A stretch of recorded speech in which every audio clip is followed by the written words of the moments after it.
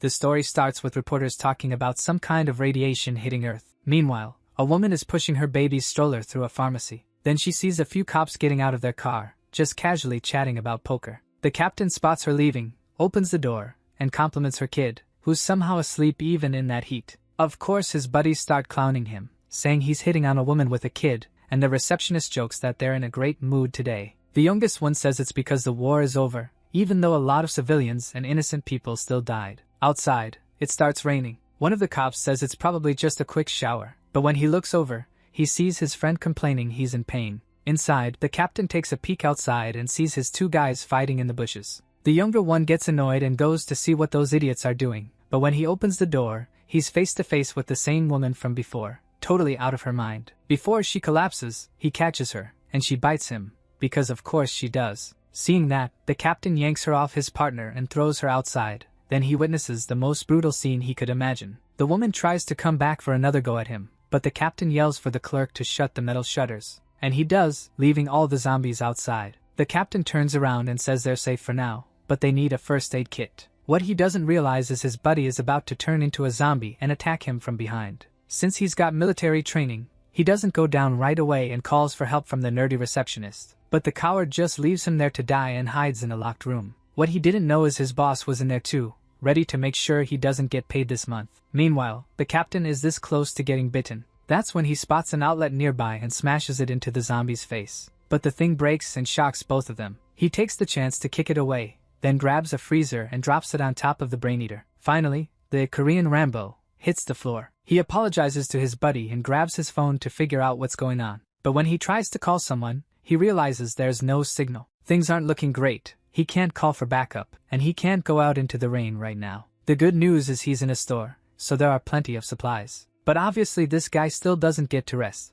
because the main character of this story needs saving. Remember the baby in the stroller? Yeah, he wakes up and starts crying like crazy. All of that happened 17 years ago, and that unit was basically wiped out by the virus. Now human life is basically just running from these monstrous creatures. While someone's drawing in a notebook, another person asks them to keep the story going. It's a young girl who was listening while she drew. The man telling it is that same commander. Lighting a cigarette, he says he managed to grab the baby and then got into the car. Even though she already knows the story, the girl asks him to tell it with more detail. Smiling, the man asks if she's already drawing in her notebook. She says, yeah, then walks over to the window to show him. Looking at the drawing, the cop says it makes him look way braver than he actually was. He tells her she's really good at drawing, but she says she feels like something's missing, so she's going to keep practicing. Then she asks him to keep telling the story about baby Enro. The old man says just hearing that kid's name gives him a headache. He explains he worries about leaving him alone, because the kid only ever does dumb stuff. A woman walks up and says the boy takes after him.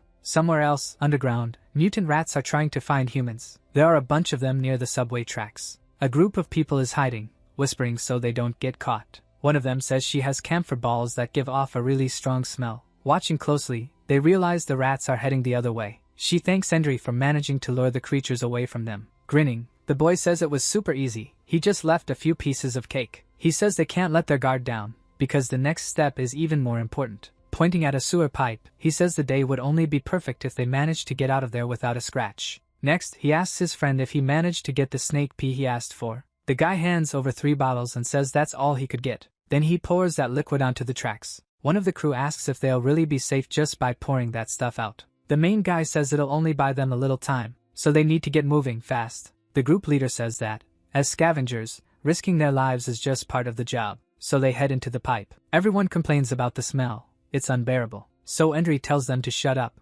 because the rats might still hear them. Halfway through, they find a protective suit from the pharmacists. They figure it must have belonged to someone who got sent to clear out that rat nest, so there's gotta be something valuable around there. Our hero starts opening the coat to see if there's anything worth taking. Right then, an infected rat jumps at his neck. Its teeth are razor sharp, but it gets nailed by a spike. With her weapon in hand, the girl snaps at him, telling him not to touch anything. She also says his recklessness puts everyone at risk. Then he ends up getting flicked on the head. The others ask why she's so nice to the kid, and they keep walking until they reach an exit blocked by a gate. So the protagonist asks for a tool to open it. While he's working, his buddy tells him not to forget to keep the screws. After he unscrews it, he kicks it hard, sending the door flying. That's how they make it out on the other side of the subway station. He warns everyone to be careful in this place, and something a little ahead catches their eye. It's an unfinished subway station. They get excited, because with all the materials in there, they could get rich. They use those machines to take them apart and sell the parts. So the leader tells them to grab anything that's easy to carry. And that's exactly what they do.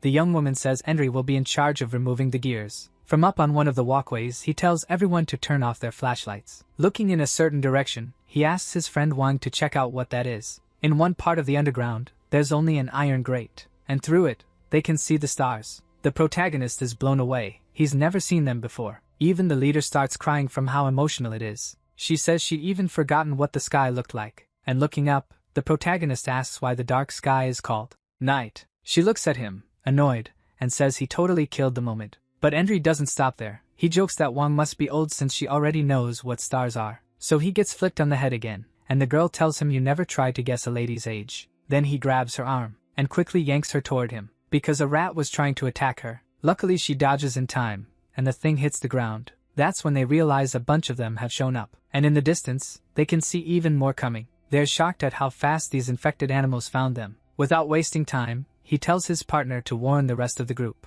Meanwhile, he pulls some poison out of his backpack, and holds a lighter in front of it, lighting it up. With those two together, a huge burst of fire blasts toward the rats. On the other side, the others get warned that the rats are here. Even though they didn't get much, they decide to run right away. But the big-lipped guy isn't happy. He wants to grab more stuff, because he thinks it's worth a lot. Meanwhile, the protagonist keeps spraying fire at the creatures. He wonders why the others are taking so long to get out. Then his friend shows up and says they're coming. So he keeps doing his job, burning the rats. But it's really hard, because rats are pouring out from everywhere. So as soon as he buys a little time, he jumps into the pipe, and the creatures are right behind them. Panicking, he yells for everyone to run as fast as they can. But one of the infected rats attacks his shoulder. The girl already has her nail gun ready to protect her friend, and they keep running. Endry says they're almost at the entrance, and as soon as they get close, he makes a big leap out of the pipe. The long-haired guy grabs a bottle and tells everyone to get behind him. Then he lights it and throws it at the rats. It causes a huge explosion,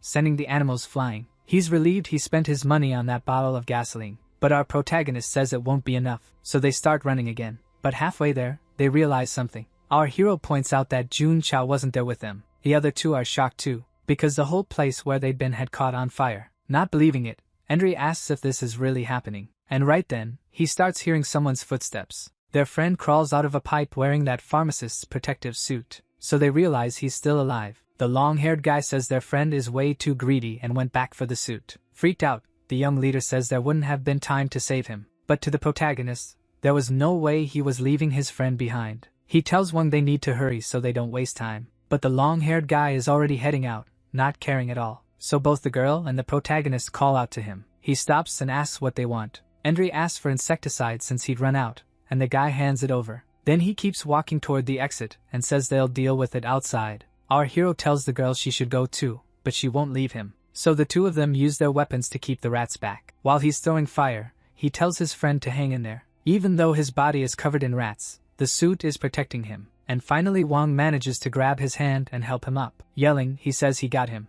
The protagonist asks if he's still breathing, but the guy is too freaked out to answer. So the leader says once they get outside they'll talk. To get out of there, our hero throws the insecticide, causing a huge explosion. They use that moment to escape. Outside, the other member is already selling the stuff he stole. The merchant even asks where his teammates are, and the kid says maybe he won't even see them again. Right next to him there's a guy coughing, while pharma officers walk up. They're checking if anyone might be infected, so they use a thermometer to see if the temperature is normal. After checking, they say the kid is cleared, so the group member needs to be quick, because he could get detected. But then someone yells for somebody to stop. Without looking back, the kid is terrified he's about to get caught. But actually they're talking to the man right behind him, the one coughing. When the man realizes they want to arrest him, he runs. Meanwhile, our hero and his friends make it outside. Wang tells them to stay quiet because they spot the patrol. They know something's wrong up ahead. They catch up to the man and, now aiming a gun, tell him he has to go into quarantine. Shouting, the man says there's no way he's going with them.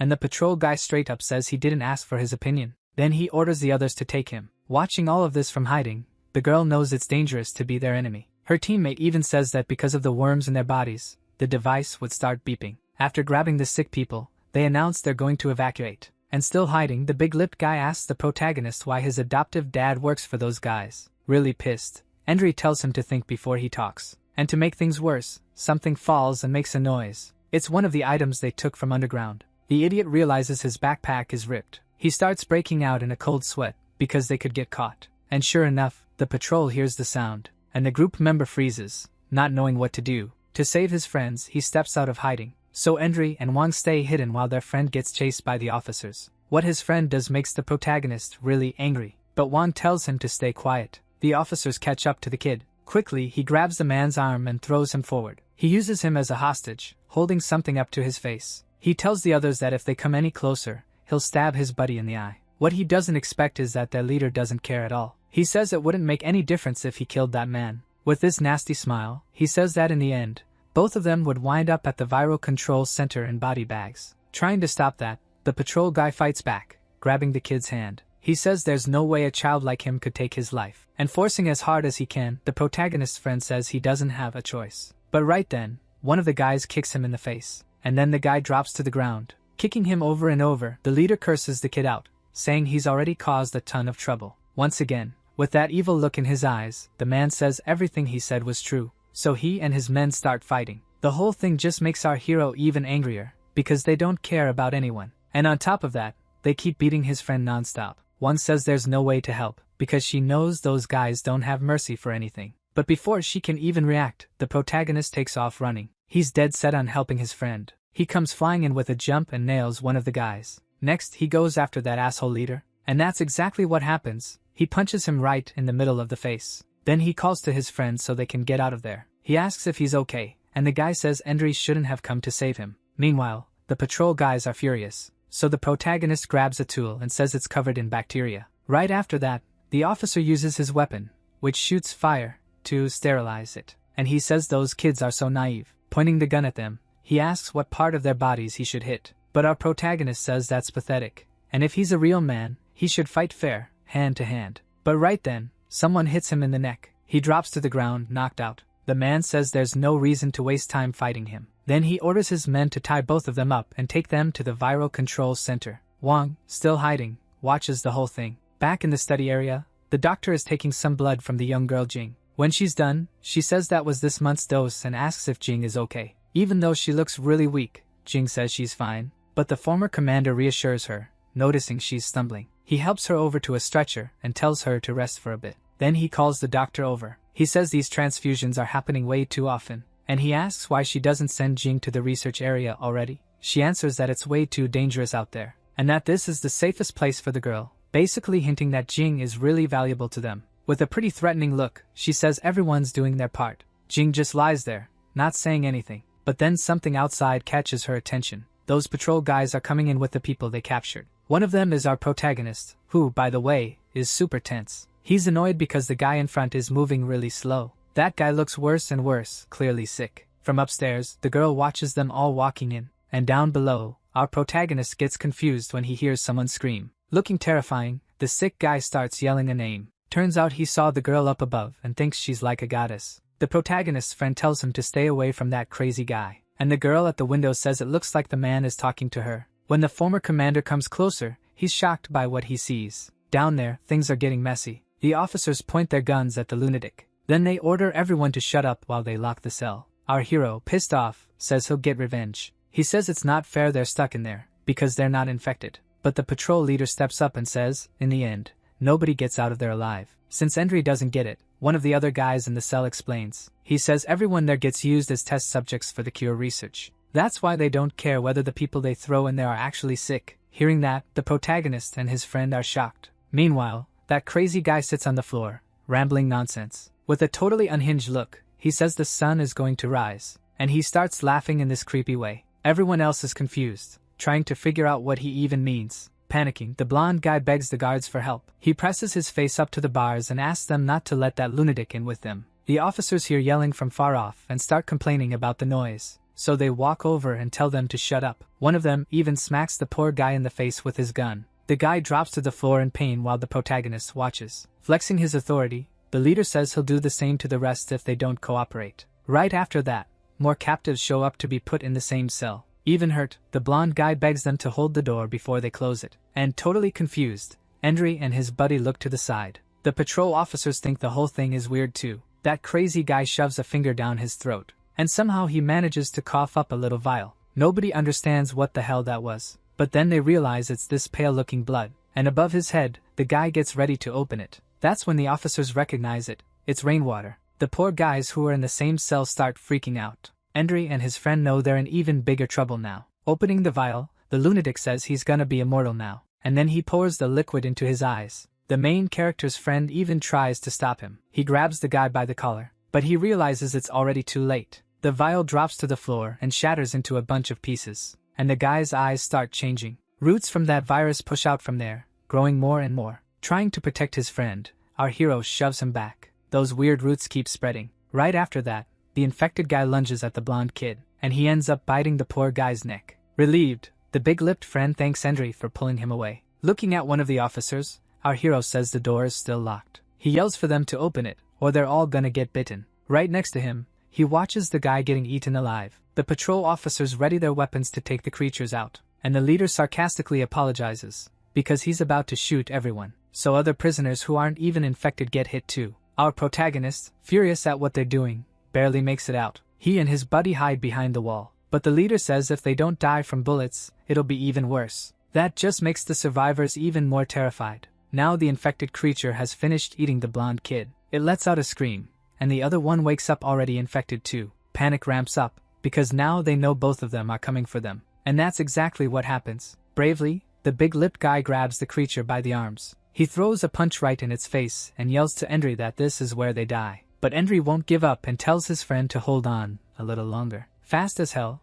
he slips his arm through the bars and grabs the leader's leg. Then he yanks it inward, trapping it against his arm, forcing the guy to keep part of his leg on the same side as the infected. But the officer points his gun at Endry. He orders him to let go, or he'll blow his head off. Calmly, Endry tells him to lower the gun and open the door. And he reminds him that even if he pulls the trigger, his leg is still stuck. Meanwhile, things inside just keep getting worse, with more and more infected. With no way out, the leader finally tosses the keys through the bars. Endry lets go of his leg. Then he grabs the gun and the keys too. No hesitation, he aims at the two infected still standing, and tells his friend to duck. He lines up the shot, about to pull the trigger, but then he realizes the gun's empty. With a smug little grin, the officer leader shows he kept the ammo. Then he takes off running, wishing them good luck. Right away, Endry's partner yells at him to open the door. Sweating like crazy, the poor guy fumbles for the right key. After a few seconds, he finally gets it open. But when he looks back, he sees something horrifying. His friend has been bitten. He'd been holding the creature's mouth shut with his own hands just to buy Endry time.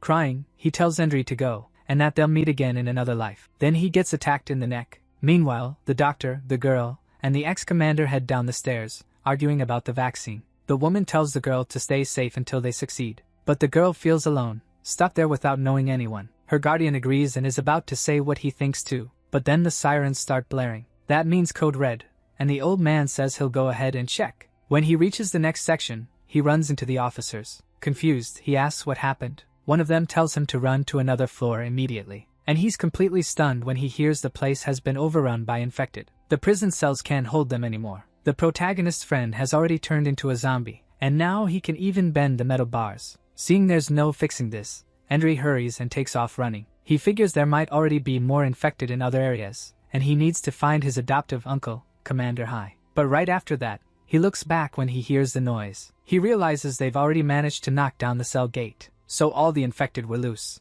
They immediately start chasing the main guy, and while he's running without even looking ahead, he crashes into someone. It's his uncle, who's there to save him, but he's shocked when he sees what the place is really like. He had no idea the creatures were already out, so the old man tells everyone to run while he deals with the infected. Our hero does, and right behind him is the precious young girl. The doctor, who's with them too, wonders how it's even possible there are so many infected in there, and shouting, he tells them to listen to High and get out of there. No time wasted. The old man starts firing and hits one of the monsters, but he's worried, because he doesn't think he has enough ammo to take them all down. Meanwhile, the infected one he shot is still alive, and its body keeps mutating more and more. The protagonist and the two women run up the stairs to reach the upper floor. At the top there's a door. Endry grabs it and tries to open it, but it seems jammed. The doctor explains that when the red siren goes off, the doors lock. They think they're done for, because the infected are getting closer, but High is still giving it everything, shooting at them. The blonde infected guy takes several shots to the head, and with that, he falls backward on top of another one. Then High yells that this is their chance to get out. But the creature quickly gets back up and starts following them again. Nearby there's another door, and luckily Endry manages to open it. That place is the quarantine zone tunnel, and after shooting at the creature coming toward them, the old man tells Endry to shut the door. The kid does, but the door is really heavy, so the infected manages to stick its hand into the gap that's still open. To the protagonist's surprise, it's his friend. He grabs him by the collar and starts pulling him, but Hai gets there in time and shoves the rifle into the infected guy's mouth. The protagonist begs him not to do it, since it's his friend's body. He's in shock when he realizes his uncle didn't listen. After the shot, they slam the door shut fast. Hai says that even if one day he gets infected, Endry has to kill him on the spot. Then the kid tells them they need to get out of there, now. On the other side, the green-haired girl freaks out. She runs into another infected, and the doctor tells them to close the door quietly. So they start pulling the metal grates, and the infected doesn't seem to notice. But then it realizes there are people there, and when it turns around,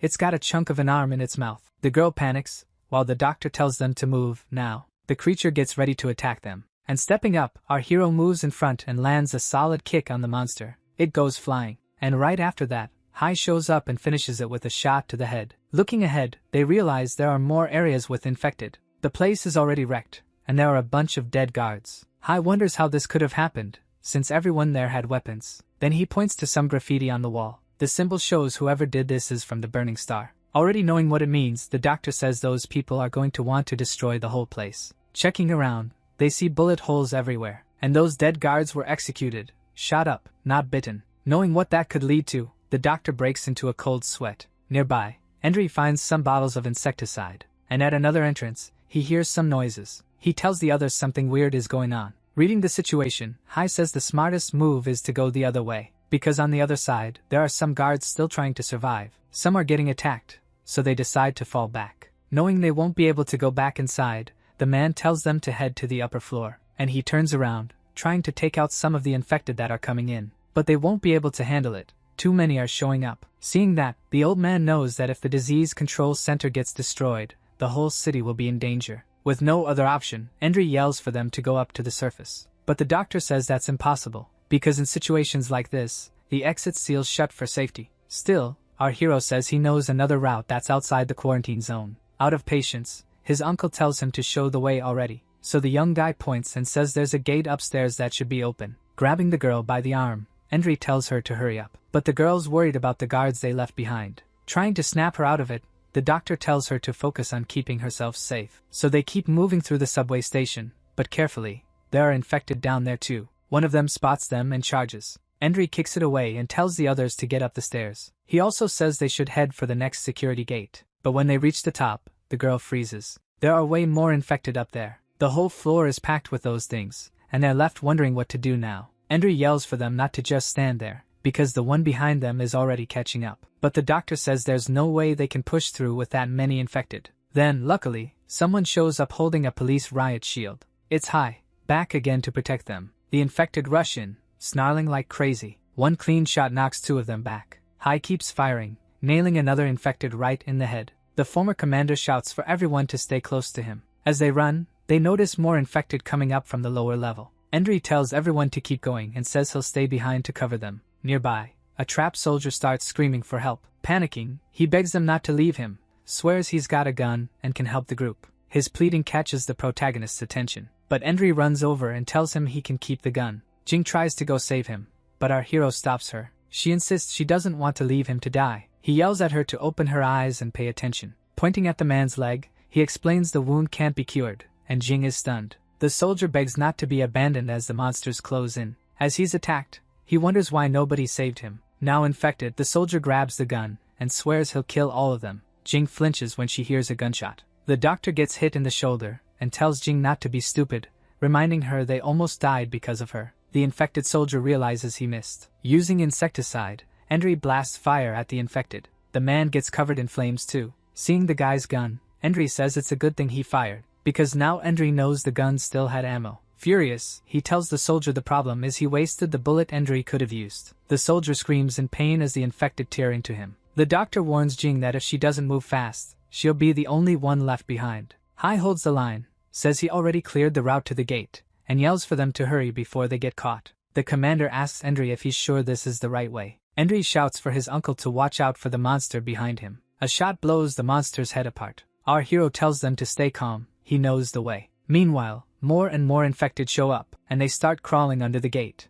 As he shoots one of them, Enri wonders how there are infected outside the quarantine zone, since leaving is supposed to be forbidden. The doctor notices the doors were open, and Hai figures they weren't the only ones who knew about that route. The protagonist gets worried, because he remembers one used to go out that way too. But the main thing is getting out as fast as possible, so he flicks his lighter on. Pointing ahead, he tells everyone to follow the tracks. He warns them to be careful, because the ground is dark and uneven. Suddenly, someone's foot gets stuck in the tracks. On edge, Enri turns around and asks who it was. It's Jing. Her leg is stuck, and it's badly cut by the rail. Panicking, the protagonist yells for them to get her out fast. The doctor tells the girl to take off her shoe and relax so she can move her leg. Jing says it's not working and it hurts like hell, while Enri warns the infected are getting closer. She starts breaking out in a cold sweat, trying to free herself in time. Seeing the creatures getting closer and closer, the ex-commander tells Enri to watch himself, because he needs to protect the women. Enri fires back that he's used to looking out for himself. He aims the gun,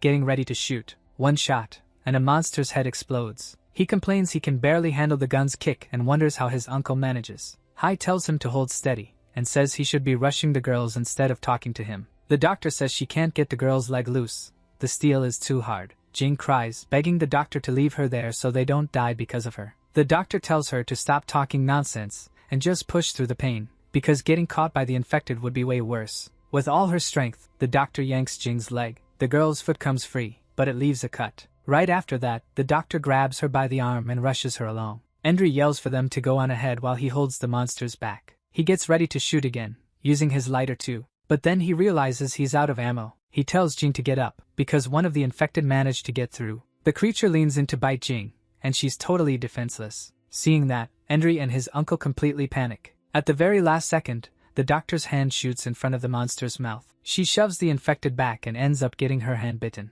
Missing part of a finger, the poor woman tells the others to run and leave her behind. Covering them, Hai fires to clear a path. Enri tells the girl to climb onto his back, but she's worried about the doctor. Out of patience, Enri tells her to shut up and pulls her along. He hoists her onto his back and says if she'd been more careful, none of this would have happened. The commander yells at the protagonist to run already. As they escape, Jing cries desperately for the doctor. Hai calls out for her. Already surrounded by monsters, the doctor says there's no saving her. But she tells them to go, and that she'll hold the creatures off as long as she can. In her final moments, she asks them to protect Jing, because she's everyone's last hope. Hai salutes the doctor and tells her not to worry. Then he shouts, promising he'll finish the mission. Turning his back, he gets ready to run. Hai runs as fast as he can, leaving the doctor to be eaten by the monsters. As she starts to change, she remembers something. Little Jing was holding the doctor's hand and asking where they were going. The doctor just says she'll find out soon. Back in the present, the infected tear the doctor's clothes apart without mercy. One of the stronger creatures lets out a terrifying scream. The horde completely devours the woman's body. Hai says the time the doctor bought them will be enough to get away. Our hero explains the plan. Climb up through a chimney to reach a subway station and, from there, find an escape route. He notices Jing on her knees, crying, and calls to her. She's crying hard over the doctor's death. Through sobs, Jing says she didn't step on that on purpose. With a lighter in his hand, Enri tells her to calm down and listen to him. He angrily yells at her to look at their situation and asks if she wants everyone to die there. On the other side of the door, the infected try to break in to get them. Hai says he's out of ammo, and if they get caught again, it's over. Carrying the girl on his back, Enri climbs the stairs while she apologizes, crying. She says it's all her fault, and that she's just dead weight. He tells her to hang in there and stop crying, because the noise could attract the infected. Down below, the lighter they left behind sets off a fuse connected to the insecticide canisters. The creatures bunch together as the flame grows. Right after that, a massive explosion wipes out the whole horde. Satisfied, Hai says those little BBQs should block the way for a while. Enri asks if the trick was worth losing his lighter, and Hai explains the insecticides were full of flammable gas. Still climbing, he spots the ladder that'll take them out of the yard. When they look toward the exit, Hai realizes the orange color in the sky is the sunset. Jing and Enri are amazed by the golden color, something they've never seen before. They say it looks different, because they don't know what life is like outside the quarantine zone. As he starts climbing, Enri says he's going to see with his own eyes what the world is like. He grabs the ladder, but a piece comes off in his hand. Jing warns Hai that the ladder is rusty and tells him to be careful. Then she screams, terrified, warning that something is coming up behind him. It's the monsters that survived the explosion, and now they're catching up to the group. Hai tells them to keep climbing, because he thinks the creatures are too dumb to climb a ladder. Enri feels the ladder shaking and thinks they're going to fall because they're too heavy. He tells them to go as fast as they can and tells Jing to hold on tight so she doesn't fall. Jing gets scared, because she already knows what'll happen if they fall from there. So scared she clings even tighter to Enri, and he complains. Looking down,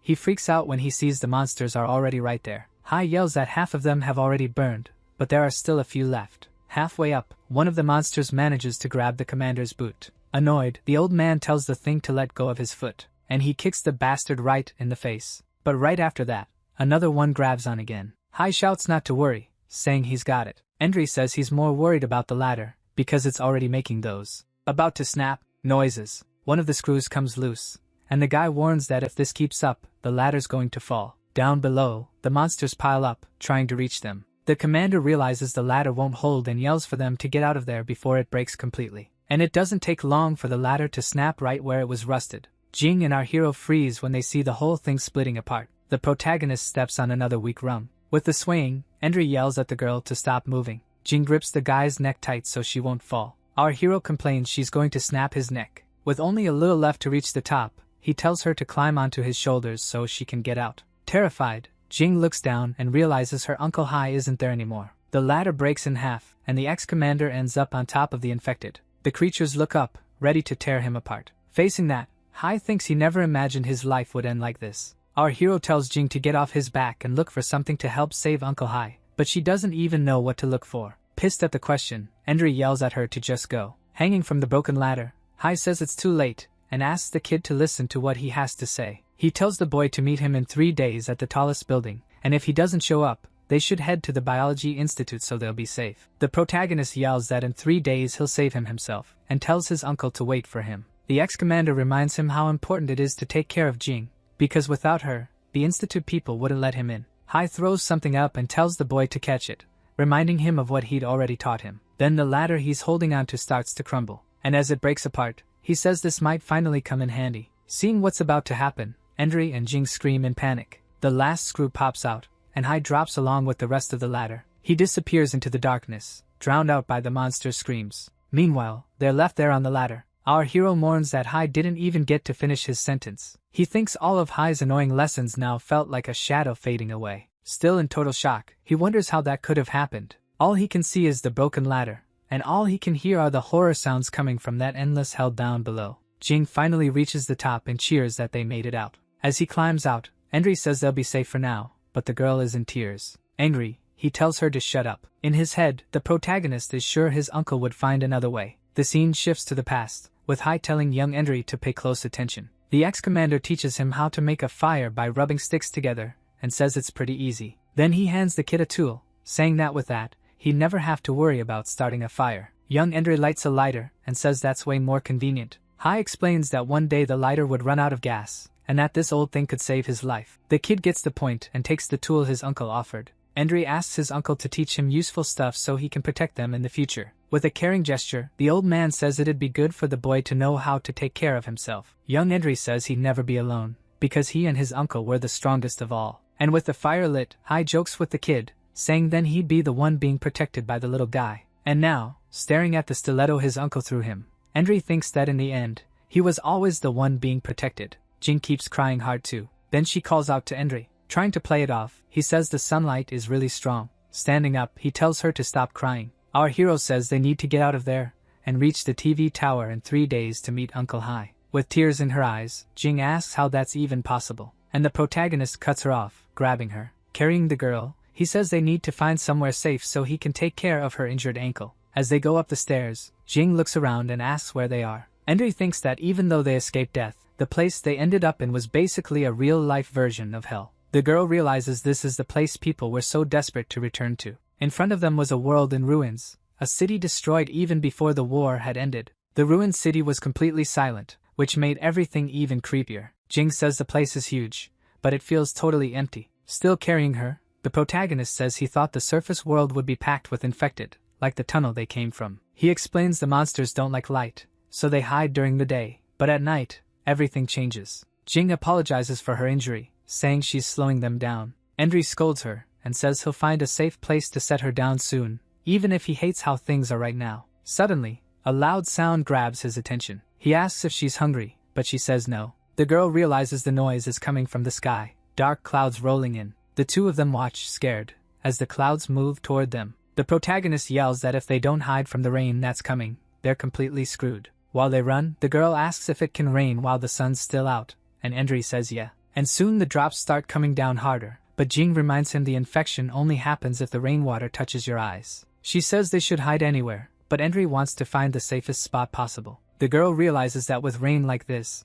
it'll be impossible not to get water in their eyes. She tries to cover Endry's eyes to protect him, telling him not to look back. But the boy feels something and wonders if he got touched. Turns out the girl was climbing up onto his neck. She sits there and pulls her dress over his head, saying she'll protect him. Their hero complains that he feels something wet. Embarrassed, Jing says it's just the rain and tells him to hurry and find somewhere safe. Looking around, he complains there's nowhere safe, just rubble. He points to a shop and says the windows look like they're still in decent shape. They reach the entrance and duck inside. Using his tactical knife, he tries to pick the lock. He manages to open it, and when he looks in, he sees the place is in pretty good condition. But as he steps inside, he sees the silhouette of a woman. Then he sees another silhouette and freaks out. But it's just a mannequin. Jing even says she's seen something like that in a magazine, so she figures it's a clothing store. Jing says the clothes are clean and that she wants to find something to wear. But after checking a few items, Endry realizes it's an adult store, and it would be a really bad idea for her to wear that stuff. Trying to play it off, he says he's going to look for supplies to treat her injury. Then he finds some plastic bottles, and says he's going to fill them with rainwater to wash her wound and prevent infection. Watching the rain fill the containers, he thinks the sound of drops hitting the glass is actually kind of nice. While the rain pours outside, they stay quiet. Embarrassed, Jing says she gets what he meant now. Holding up a piece of lingerie, she realizes this isn't a normal clothing store. The protagonist doesn't hear her because he's busy breaking a piece of wood. He asks why she pulled part of the furniture off, and she says it's for firewood. Flustered, he's shocked when he looks at her. The girl tries to explain her outfit choice. She comes out dressed like a maid, saying even though it's short, it was the only thing that wasn't worn out. Annoyed, the protagonist complains about the weird stockings full of holes. She says her injury is swollen and the air is cold. Up above, the rainwater he collected is boiling over the fire. He used a shelf grate to hang the clothes and boil the water. Jing asks if the bottle is made of some special heat-resistant plastic, and he wonders how she's even survived this long. The girl gets irritated at the comment. Right after that, Endry says the water should be ready. He distills the boiled water and says now they've got enough so they won't die of thirst. Endry asks why she's staring, and explains the water has to be filtered, or they'll get infected. Jing doesn't say anything, leaving Endry feeling awkward. He offers her the bottle, telling her to drink, since there isn't much and it won't really quench her thirst anyway. The girl thanks him, and says the rest can be used to clean her wound. Out on the porch, he gets ready to treat it, and asks if it's still hot. As he pours the water, he explains he needs to drain the blood and tells her to brace herself for the pain. Nervous, she agrees and says she'll tough it out. Using his fingers, he squeezes the wound to drain all the pus. Her scream of pain echoes through the silent city. Night falls, revealing a sky full of stars. With her foot already bandaged, Jing falls asleep, still mumbling. She's sweating a lot. Meanwhile, our hero thinks about how the rain doesn't affect her, and that the stories about her are true. He wonders how the doctor and Uncle Hai fought so hard just to protect one person. Suddenly, a distant scream for help puts him on alert. He kicks the metal grate, and quickly puts out the fire. Jing wakes up at the noise and asks what's going on, but Endry quickly covers her mouth, telling her to be quiet. In a whisper, he warns her someone's coming after them.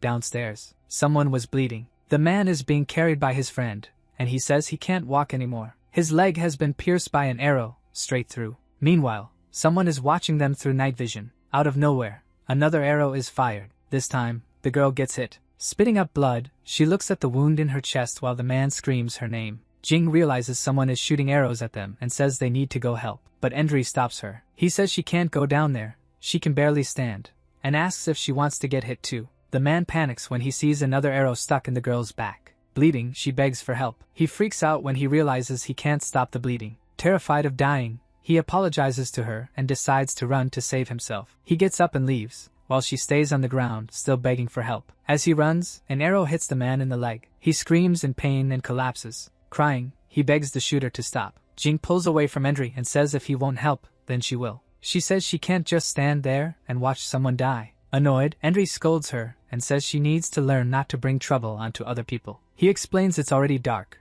and the shooter is probably using night vision goggles, which means they can see them too. The reason they're still alive, he says, is because they're out of the shooter's range. The protagonist figures the shots to the legs were just to get their attention and lure them into a trap. From a distance, the shooter watches the two of them and thinks they've figured it out. Enri says the doctor's sacrifice will have been for nothing if Jing falls for a trick like this, and that he won't let her go. With tears in her eyes, she wonders how people can do something like that to other humans. He says that to survive, humans are capable of anything. Outside, the injured man crawls away and leaves his backpack, full of stuff, behind. He offers his supplies in exchange for his life. His friend, right next to him, is already close to passing out. Suddenly, a monstrous foot steps down beside the girl. She tells her friend to run. When he realizes how many infected there are, he panics. There are a lot of them nearby. Surrounded by the monsters, the man screams desperately for them to stay back. And from up above, our hero and Jing hear the screams. He tells her to stay quiet, because they're at risk too. All of a sudden, a loud noise startles him. When he turns around, he sees Jing collapsed on the floor and asks what happened. Holding her, he asks why she suddenly fell, and she complains that her head hurts really bad. He realizes she has a really high fever and figures her wound got infected. Just rinsing it with water wasn't enough, and her leg is even more swollen. Jing says she's fine and that she's had a bunch of vaccines, so she just needs a good night's sleep to get better. Angry, he yells that an infected wound isn't the same as a regular flu, and that if they don't treat it, she'll get sepsis. He says she needs an anti-inflammatory ointment, and tells her to rest while he goes to look for something. As he searches for medicine, he gets frustrated when he realizes it's all useless. He realizes there are probably no meds left in the pharmacies, and wonders if he should go after the shooter. When he looks out the window, he gets an idea. He tells Jing he knows where to get the medicine. That backpack outside probably has food in it too. The girl begs him not to go, saying it's way too dangerous because of the shooter and the infected. He covers her with a shirt and tells her not to worry, he's not like her. And he says that without him, she'd die from sepsis, tetanus, or the shooter. Then he rips a piece of fabric and ties a rope to his pants. He tells the girl that her Uncle Hai gave him the job of looking after her, so he has to do it. Still, Jing is terrified. The protagonist calms her down, saying he already knows how to deal with the shooter. Outside, the infected are still hanging around near the backpack with the supplies. He realizes the shooter is careful and won't risk going down to grab the loot. The guy figures the shooter must be on the roof, with a clear view of the area. Staying hidden, he plans to get close to the shooter's bunker so he can get right up near him. Through the scope, the shooter tracks Endry. Smirking, he says Endry's fast, but he can't hide forever. He says they'll see what kills him first, the monsters or his crossbow. Behind a car, the protagonist hides and watches what's going on. He wonders if it's safe to get close to one of the infected. Then the monsters hear a noise and sprint toward him. But when they get there, all they find is a rock. They tilt their heads side to side like they're looking for something. Right after that, they hear another noise and, once again, take off after it. Hidden on the other side, the protagonist comments on how easy they are to trick. Again, he throws the rock as far away from the backpack as he can. Now the only thing between him and the backpack is the shooter. He dashes toward the backpack and slips behind another car. Hiding there, he thinks this car is his last bit of cover, and he's just one move away from the backpack. It's only a few steps away. Through the scope, the shooter says Endry's about to step into his line of sight. Impatient, he wants the hero to hurry up and come out from behind the car. As soon as he can see Endry's head, he gets ready to shoot. An arrow flies at high speed toward the protagonist. The shooter celebrates the perfect shot, 10 points. Confused, he looks through the scope again. His target didn't drop. Furious, he realizes he actually hit a mannequin and wonders how Endry dared to trick him. The protagonist says the shooter's good, but luckily he had the mannequin to test him. Otherwise his head would have been turned into a kebab. He realizes the shooter is taunting him and trying to get rid of him. The next step he decides is taking the shooter down, and for that, he'll use the item Hai gave him. The shooter thinks the kid is scared or trying to mess with him, but sooner or later he'll have to grab the backpack and step into view. Through the scope, the shooter sees something shining and wonders what it is. A bright light blinds him completely, and he complains that he can't see anything. With the shooter distracted, the protagonist takes the chance to put up a wall of fire. He grabs the supply backpack and celebrates that the run was a success. His plan was to siphon gas from the car he'd been using as a shield. He even accidentally swallowed a bit, and complains about how awful it tastes. With the bottle full, he makes a Molotov cocktail. Using sparks from a knife, he lights the fuse. With that intense light, the shooter's night vision would be useless. Furious that he fell for the trick, the shooter gets ready to strike back. He fires randomly, and one of the arrows almost hits the protagonist's foot. Annoyed, the hero calls the shooter a coward and challenges him to a fistfight. Suddenly, the infected start coming back, drawn by the noise. One of them attacks the protagonist from behind. Endry quickly ducks, trying to throw it off. He manages to do it, but more are closing in. The protagonist realizes that with this many monsters, he won't be able to make it back to the shop. He's been spotted, and if he goes back the same way, Jing will be in danger. Surrounded on all sides, he decides to head left to draw the monsters away, then figure out how to get back. As he runs, he yells for the monsters to follow him, but he freaks out when he sees one of the infected running on all fours like an animal. Enro wonders if the number of monsters just keeps growing. He needs to come up with a plan, because if he keeps running like this, he's going to wear out. Out of nowhere, a huge monster jumps him, but he manages to dodge. Enro ends up trapped, with monsters in front of him and behind him. With nowhere to go, he spots an abandoned bus and decides to use it as shelter. One monster manages to grab his foot and tries to yank him out of the bus. He kicks it right in the face, but it refuses to let go. To make things worse, another infected shows up at the window next to him, and it grabs one of his arms. Enro immediately breaks free and pulls himself back inside,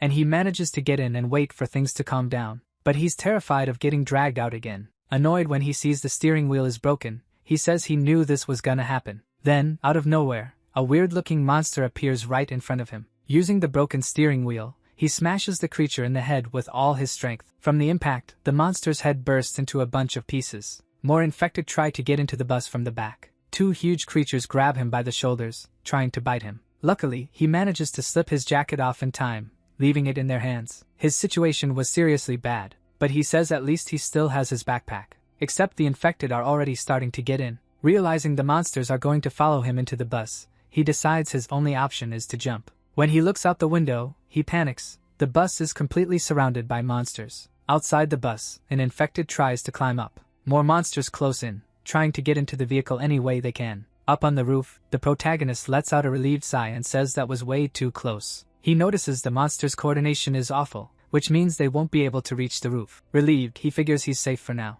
Opening his backpack, he finds a bunch of supplies and a med kit, just like he expected. He drinks some water to kill his thirst. The kit has everything Jing needs to recover, and he takes the chance to eat a little too. But he complains it tastes like paper. Reading the wrapper, he sees the biscuit has all the nutrients you need, except flavor. Tossing the wrapper aside, he says he only ate it because there's nothing else. Enro thinks that if he can get away from this group of monsters, his Uncle Hai shouldn't have any trouble escaping either. Lying under the starry sky, he feels more confident. He decides not to sleep, scared he might roll off the bus roof. Suddenly, a weird hand wakes him up. Freaked out, he sits up and realizes he must have dozed off. When he notices the sun coming up, he sees something strange. A monkey ate all the cakes he had in his backpack. Shocked, he's like, "What the heck is that?" The monkey gets mad and starts yelling at him. Then, all of a sudden, a bunch of other monkeys show up. Panicking, he realizes his backpack is completely empty. Pissed, he yells at the monkeys to give his stuff back. He tries to chase them, but the monkeys are super quick and disappear into the trees. He gets frustrated because he can't catch them. While threatening the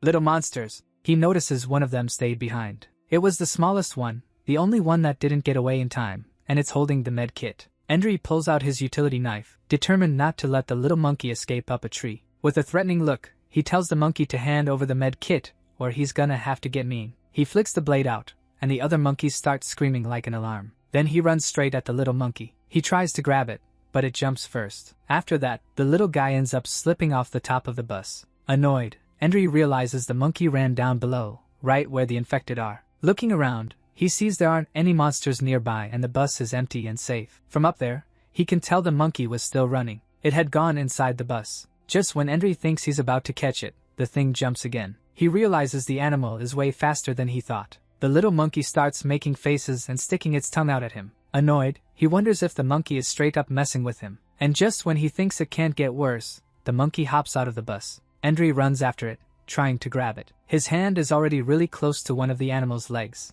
But then he freezes when he sees something. Those two little balls were very clearly visible from behind, and it was still sticking its tongue out. But right after that, the little animal drops the med kit. The protagonist goes cold when he sees what's right in front of him. An infected has grabbed the monkey by the tail. The poor thing claws at the ground trying to get away, but it can't move, and it gets absolutely terrified. The other monkeys try to distract it, but it doesn't help. The monster keeps pulling the animal in. Our guy takes advantage of the distraction and stabs the monster's hand with his utility knife. He says it looks like the creature was hiding there, waiting to ambush him, so the monkey manages to slip away through that opening. With the box cutter still stuck in, Enro says he wasn't about to give the monster a chance to escape. Right after that, he pins it down with his knee, and he uses a piece of cloth to kill it quietly, without making any noise. Box cutter in hand, he thanks it for the meds. The protagonist tells the monster to go ask his girlfriend, Nina, for forgiveness, and calls him trash. With one final strike, he finishes the creature off. The little monkey bolts, and the protagonist calls it a thief. But honestly, he's kind of grateful, because thanks to that, he spotted the infected guy first. Suddenly, something smacks him in the face. Confused, he wonders what the hell the monkeys just threw at him, and as he runs back to the shop, he complains that he wasted way too much time. He hopes the shooter is already gone, or Jing's going to be in danger. When he gets there, he's weirded out that the woman's body, the one that got eaten, is gone. He figures someone must have moved it, because dead people don't move on their own. Then, out of nowhere, he hears a scream from inside the shop and panics, thinking it's Jing. He hears the girl begging them to stop. Inside the shop, a man is ripping Jing's clothes. He says what she's wearing is provocative. The guy keeps tearing at her clothes, and when she tries to fight back, she scratches him. Furious, he throws her into a glass display shelf. With tears in her eyes, Jing stares at him, terrified. Another man shows up and warns him not to mess her up too much, because she's crucial for the negotiations. The fat guy says he knows his limits, and that it doesn't matter if the girl's hurt,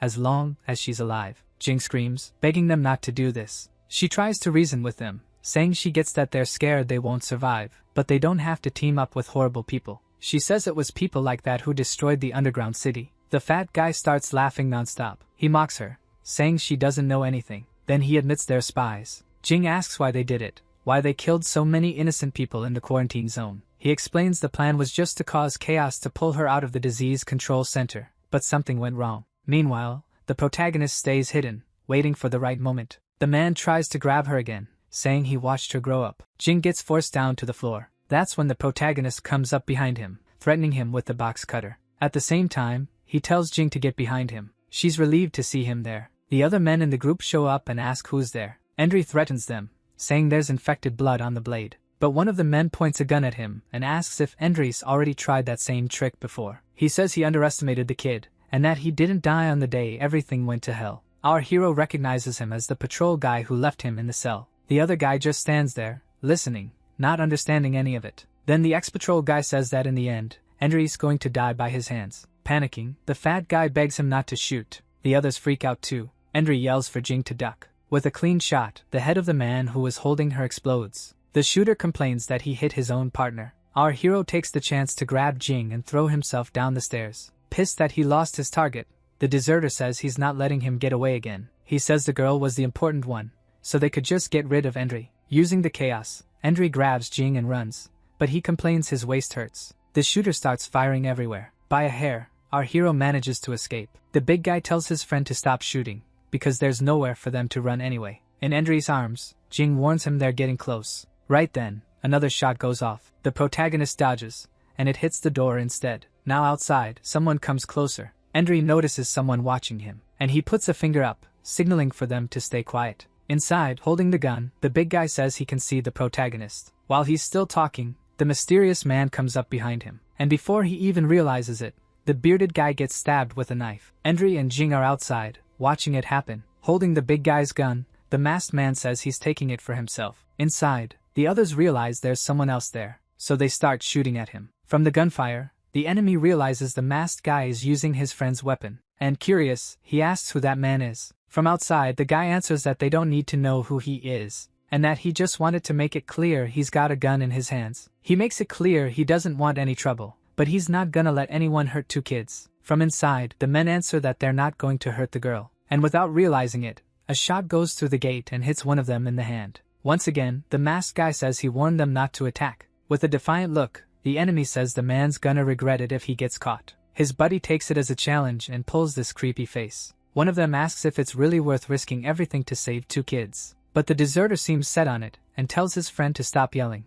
because it looks like they already got away. With his hand wounded, the enemy swears he won't let it slide. He tries to open the door to go after them. The leader stops him, telling him not to open it. He warns that the gunshots have attracted a bunch of infected. Meanwhile, Enro and Jing follow the masked man. Jing asks why the infected are out there during the day. Enro explains that even though they sleep during the day, loud gunshots still draw them in. The masked man says he saw smoke in the underground city and went out to see what was going on, and when he heard the screams, he ran to help. He says they got lucky he made it in time, and that helping them wasn't for nothing. Pointing at the electric fences, He explains they were built to contain the infection, but clearly they didn't work. The protagonist asks who he is. A little awkwardly, he apologizes for talking to himself, saying he hasn't seen people in a long time. He introduces himself as Tango Bai and says he lives in a mansion just up ahead. When they get there, he mentions the land is elevated and the wall is solid. He explains that back in the day, every entrance had security guards, but now there's only one left open. Smiling, he welcomes them to his paradise in the apocalypse. When they go in,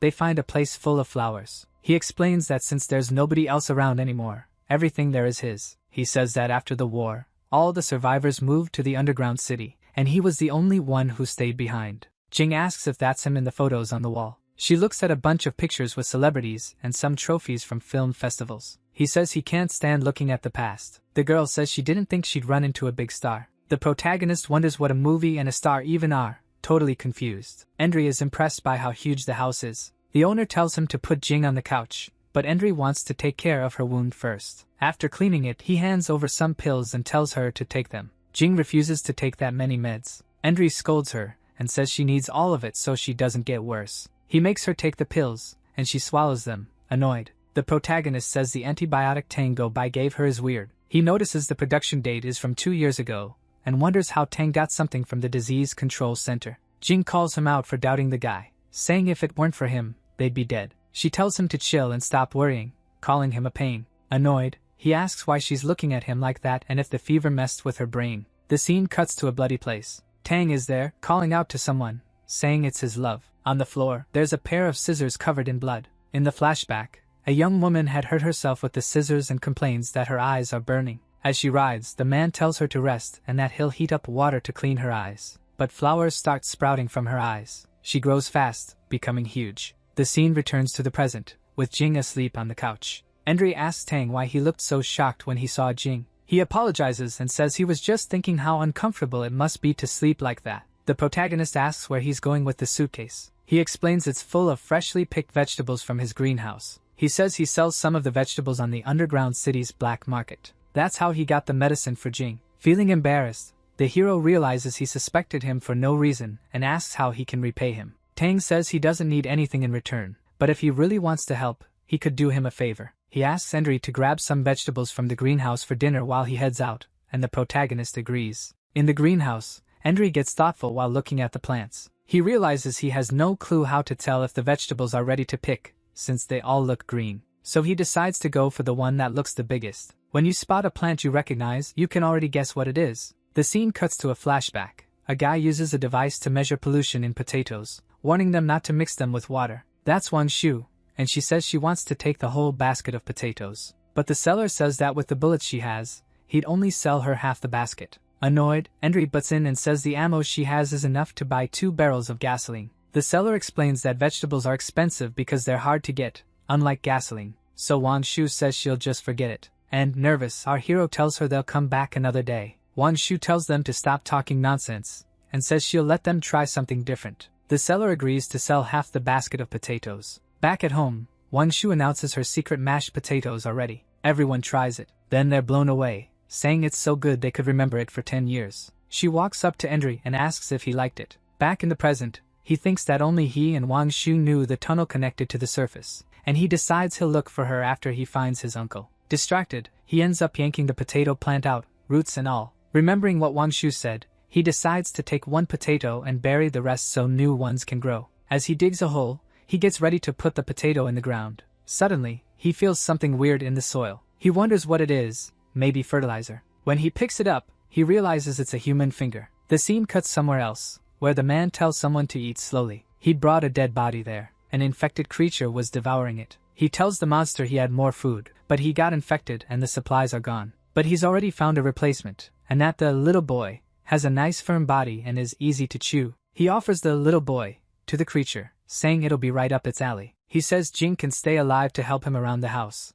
The creature gets angry and lunges at him, making Tang go by fall backward. Nervous, he starts cursing at it. Grabbing a piece of wood, he gets ready to hit it. He smacks the creature hard in the head, saying it needs to be taught a lesson. Pissed off, he says it keeps trying to bite him even after everything he's done for it. He says he has to take care of everything day and night. Then he curses at it again and hits it again, snapping the wood in half. In the corner, the infected one keeps grumbling. Tango Bai watches it with a creepy smile. Reaching out his hand, he says the creature is right. He puts his hand on its head and says it should be gentle, and that it should rest in peace. Then he whispers that if that girl ever gets annoying, he'll put her in a suitcase and bring her to the creature. Back in the greenhouse, our hero wonders why there are human bones buried there. Furious, he realizes the man is using human bones as fertilizer. He understands the man has been lying the whole time. Nothing he said about going to the city at dawn made any sense. He concludes the crossbow shooter was actually Tang himself. Mad at himself, he realizes he was an idiot for bringing Jing straight into the shooter's den.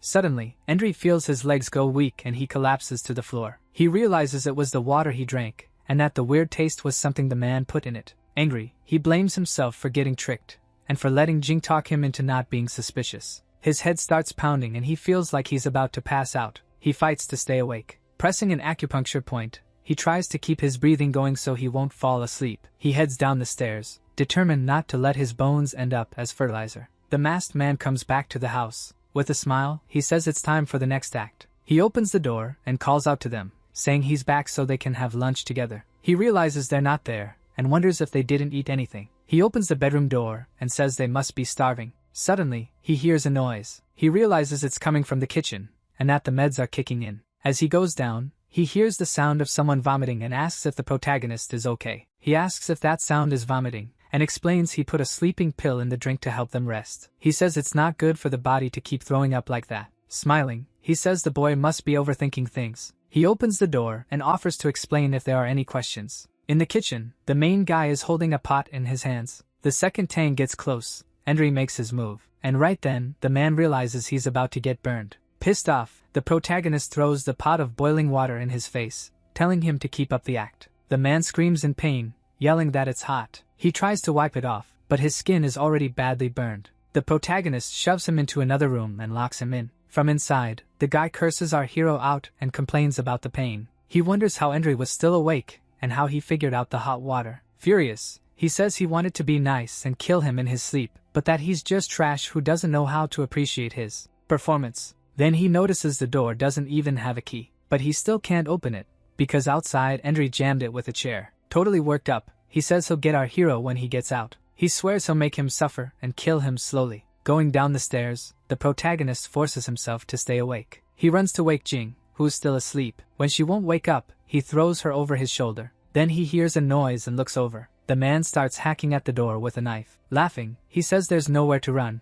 because the doors are locked. Then Enri grabs something. He picks up a trophy to use as a weapon. He winds up and throws it at part of the glass door. But to his disappointment, it doesn't do anything. He's shocked at how tough the door is. At that moment, Tang manages to shove the chair out of the way. He laughs and says all the glass is bulletproof, and his house is basically a fortress. Coming down the stairs, he says hide and seek has started, and he wanted to see if the kid was any good at hiding. The protagonist realizes the drugs are strong, and he's not going to last much longer. Then he spots the open hall windows and runs for them. Suddenly, he freezes when he runs straight into that bastard blocking the way. Without hesitation, Tang attacks, asking where Enri thinks he's going. Then he starts landing blow after blow on him. Trying to protect Jing, our hero ends up cutting his arm. Now he's trapped, not knowing what to do. Up close, Tang says there's nowhere left for him to run, but he notices an open door next to him. So Enri slips into the room and tries to shut it. But the bastard wedges a hand in, trying to stop it. He threatens to slice the protagonist into little pieces. The door starts giving way under the hits,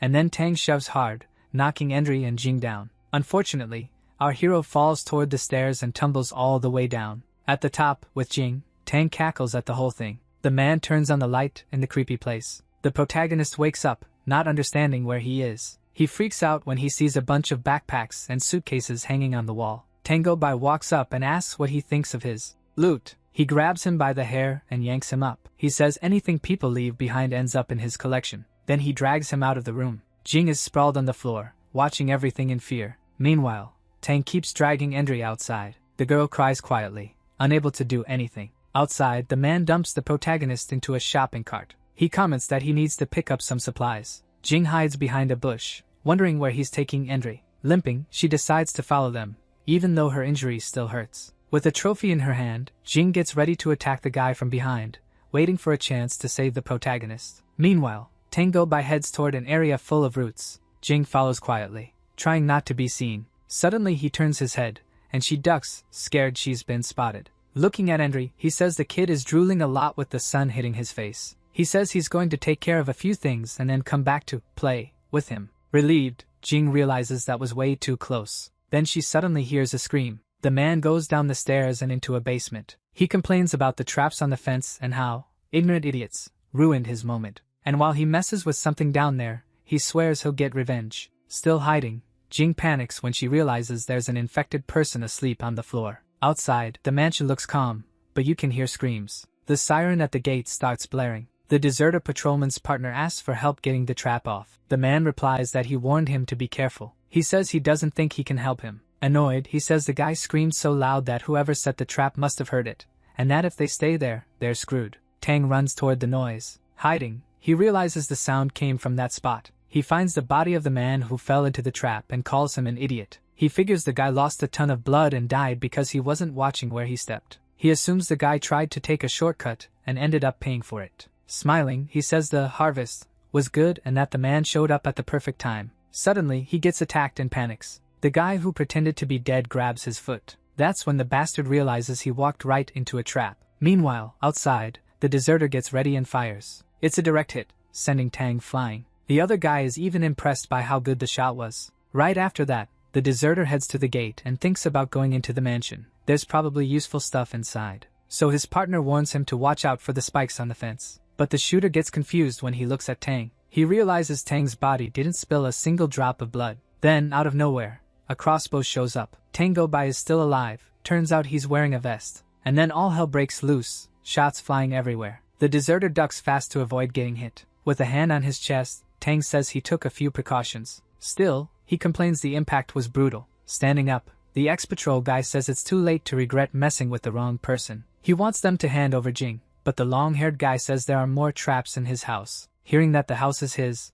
the masked guy is confused. He says the owner of the mansion wouldn't know how to manage crops and keep boars away, and that the place belongs to someone else. But right then, the man gets hit by an arrow. Tang had been hiding behind a wall while using his crossbow. But the other intruder says he won't be caught that easily. He even says they think alike, says they've got a common interest, but it doesn't look like Tang agrees. Jing wakes up in a dark place and calls out for the protagonist. She searches around the room and finds him behind some bars. He's on the floor, passed out. She tries to wake him up, telling him he can't just sleep there. Suddenly, she hears a noise outside. She notices a face coming up right next to her. A hand reaches through the bars and asks who's there. Grabbing Jing's arm, he tells her not to scream. Says he's human, not a monster. She apologizes, and he says he doesn't blame her. He gets that his appearance is pretty shocking. He asks if she's from the disease control center, recognizing the watch on her wrist. He explains that the thing has other functions besides telling time. Jing realizes the watch isn't what it looks like, and that it's how they found her. She even remembers what the chubby guy said,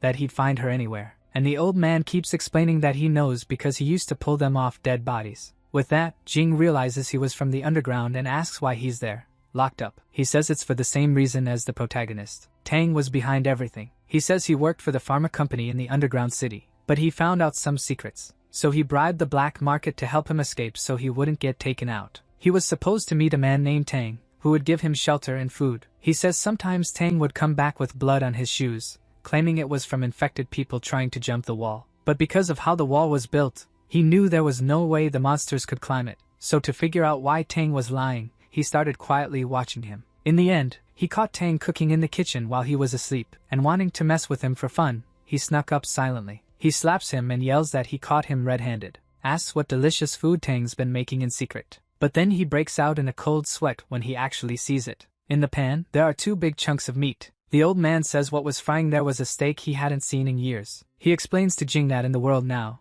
the only meat you can safely eat without getting infected is meat from a healthy person. Jing is completely horrified. He says he was even more shocked than she is. After going back to his room and packing his bag to run from that monster, he went to sleep. When he woke up, feeling dizzy, he wondered why he couldn't see anything. Tang shows up and says he'll never see daylight again, while the guy screams, asking what he did. With this evil look, Tang says it wouldn't really matter anymore whether he could see or not from now on. Shocked, Jing realizes he ripped the old man's eyes out. The blind old man says the people locked in that basement were treated like food. He warns that really soon, her friend will end up like him too, and tells the little girl to listen carefully. He says they have to find a way to open that door, otherwise her friend will meet the same fate as everyone else down there. Using the trophy, Jing tries to smash the lock with all her strength, saying she's going to get him out. The man says it's pointless, because she needs the keys Tang keeps tied to his waist. Desperate, the girl wonders how she's supposed to do that. He says it's her call, but she needs to get out of there now, because if that guy comes back, it's over. Outside, Tang complains that his whole body hurts when he tries to breathe, and that it'll be a problem if he runs out of strength. Dragging the other man's heavy body, he grumbles that the guy weighs like a pig. In a flashback, Tang explains his method of using fertilizer to grow crops. A man praises him for having a gardener who feeds them without needing to go outside. Tang says he's good at planting, and gets praised by a film director. The director asks if Tang ever wanted to be an actor, and says he's planning a movie about them. He describes the movie, King of the Last Days, and offers Tang a role. Happy, Tang thanks director Wang and promises he won't let him down. Half a month later, Tang is worried because things outside are getting worse and worse, and there's still that infected woman in the basement. The director calms him down, saying they're the last humans and they're in control. Then Tang serves the man coffee, but he throws it all on the floor. Tang cries while the director criticizes his crappy Mandarin even after months. The director keeps humiliating him, calling him useless and worthless. Yelling, he tells Tang to shut up and go make him another tea. Annoyed, the director complains that Tang lives in his house and can't do anything right.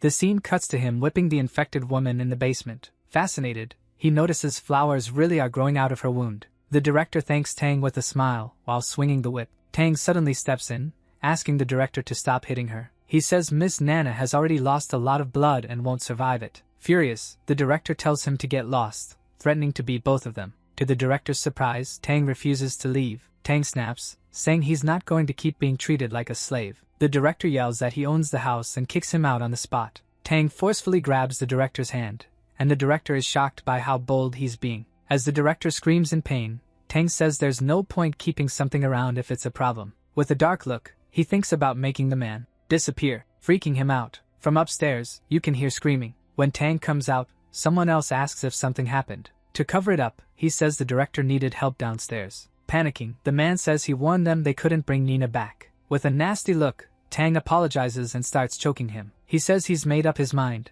because the world can't go back to how it was before. If everyone who knows him disappears, that place will belong to him alone. With a dark look, he says he doesn't need to live under anyone's care anymore. Back in the present, the shooter who fell into the trap is tied up while Tang gets something ready. The guy asks what Tang's story has to do with him. Tang says maybe there's no reason, just that they're both human. Holding a tool, he says the best listeners are the ones who can't talk. Breaking out in a cold sweat, the masked guy says if Tang does anything to him, there'll be consequences. Tang tells him to shut up, saying everyone who comes into his house follows his rules. The man screams in pain as blood sprays everywhere. Tang had sliced him open across the middle of his stomach, but he was still alive. Without showing any emotion, the psycho keeps hurting him. Crying, the masked guy says if Tang isn't going to kill him, then just cut him into pieces already. Tang tells him to stop screaming, he's just stopping the bleeding. With a dark look, he says he's keeping him alive, because Nana likes her food fresh. From inside the cell, Endry watches the horrible scene. With a creepy look, Tang asks if he's finally awake. He tells Endry to thank the other guy, because the next one on the list was him.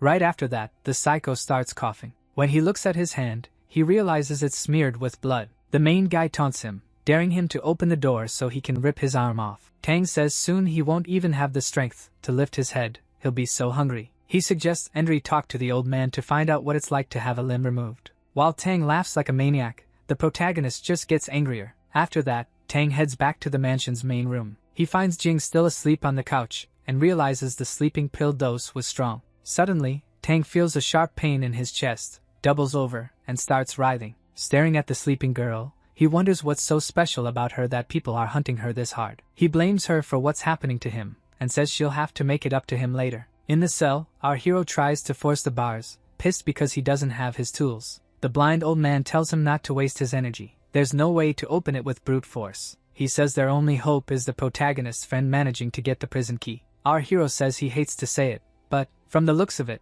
the old man really is blind, because there's no way a dummy like Jing could steal the keys. Cut to Jing, tears in her eyes. The key she needs is in the man's pants. With the keyring in sight, she waits for Tang to fall asleep so she can make a move. So she starts inching closer, little by little. But to her disappointment, Tang wakes up and grabs her arm. He asks what she thought she was doing while he was taking a nap. Panicking, the girl doesn't even know what to say. But to her surprise, the psycho tells her not to cry. He apologizes for yelling, and seeing the bottle in her hand, he assumes she was just going to clean his wound. She was actually planning to throw it in his eyes, but decides to pretend it really was to clean him up. On the table, medical supplies are scattered everywhere. He blames Jing's pursuers for his injuries and wonders how they found her. The girl realizes she needs to get rid of her tracker so they can't find her again. Tang reassures her, saying he scared them off and that this place is safe. Then he coughs up blood again. He says he dislocated a rib, and that's a bit more serious. Tang asks her to help bandage him, because he can't secure it properly by himself. Confused, Jing asks what a triangular bandage is,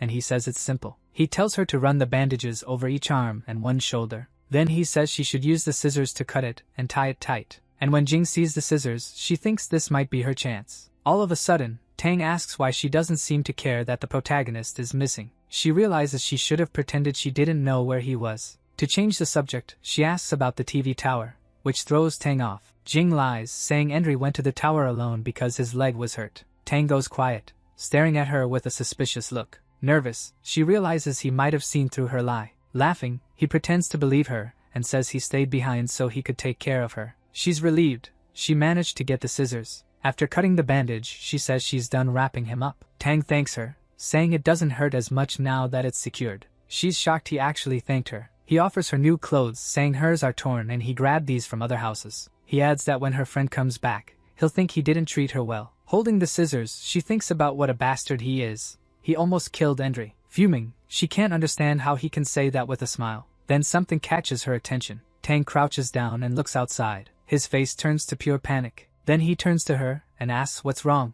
Pointing, she says there's someone outside, in the mansion courtyard. She says the moment the person realized she'd been seen, they ducked and hid fast. Even though the windows are bulletproof, Jing reminds him the upstairs balcony is open. She says earlier, she and Enri opened it to try to get a look at the TV tower. Freaking out, he takes off running, saying she should have told him sooner. Tang says he's going to check the upstairs windows and doors, and tells her to find somewhere to hide. With a serious look, he tells her she's not allowed to leave the hiding spot until he calls her. The girl agrees, looking scared. But honestly, she's already managed to grab the keyring and is hiding it. So without wasting any time, she runs down to the basement, even with her leg hurt. She's determined to save the protagonist and get out of that place as fast as possible. Going down the stairs, Tang says he's checked all the doors and windows, and now it's safe. Smiling, he calls out for Jingli, offering her clean clothes to change into. He insists she come out, saying the danger's already over. Confused by the silence, he starts searching the room, wondering where she's hiding.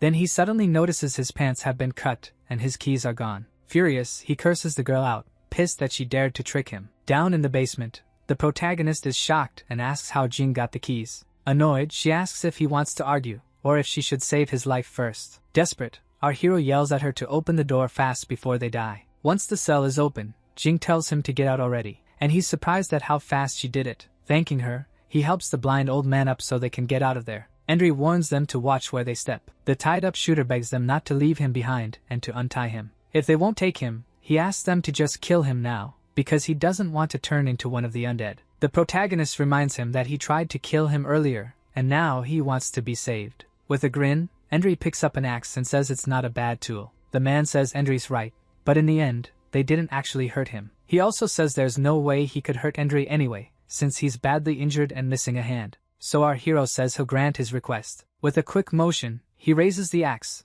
ready to strike. To the shooter's surprise, he cuts his ropes instead of killing him. Our hero explains he only helped so he wouldn't turn into a disgusting monster like Tang. He warns him that next time, he won't care whether he finds him alive or dead. As the protagonist turns to leave, the masked man calls out to him. He tells him to stay away from the pharmaceutical company's headquarters if he wants the girl to live. Then the protagonist shuts the door, leaving the man alone. While they're escaping, the protagonist asks why he passed out from the drug and she didn't. Jing explains that the drug concentration in her blood is different from normal people's. She says the effects wear off fast, and the blind old man asks her name. Suddenly, Jing signals for everyone to be quiet. She whispers for them to walk carefully, because they need to get through there silently. Our hero freaks out when he sees the infected creature Tang had kept locked up. Trying to calm down, he tries to slip past without being noticed. The infected woman mutters a few words under her breath. When he passes in front of her, the masked man looks confused. He realizes the infected woman is completely chained up. Then, horrified, he sees the thing is eating the hand Tang had cut off him.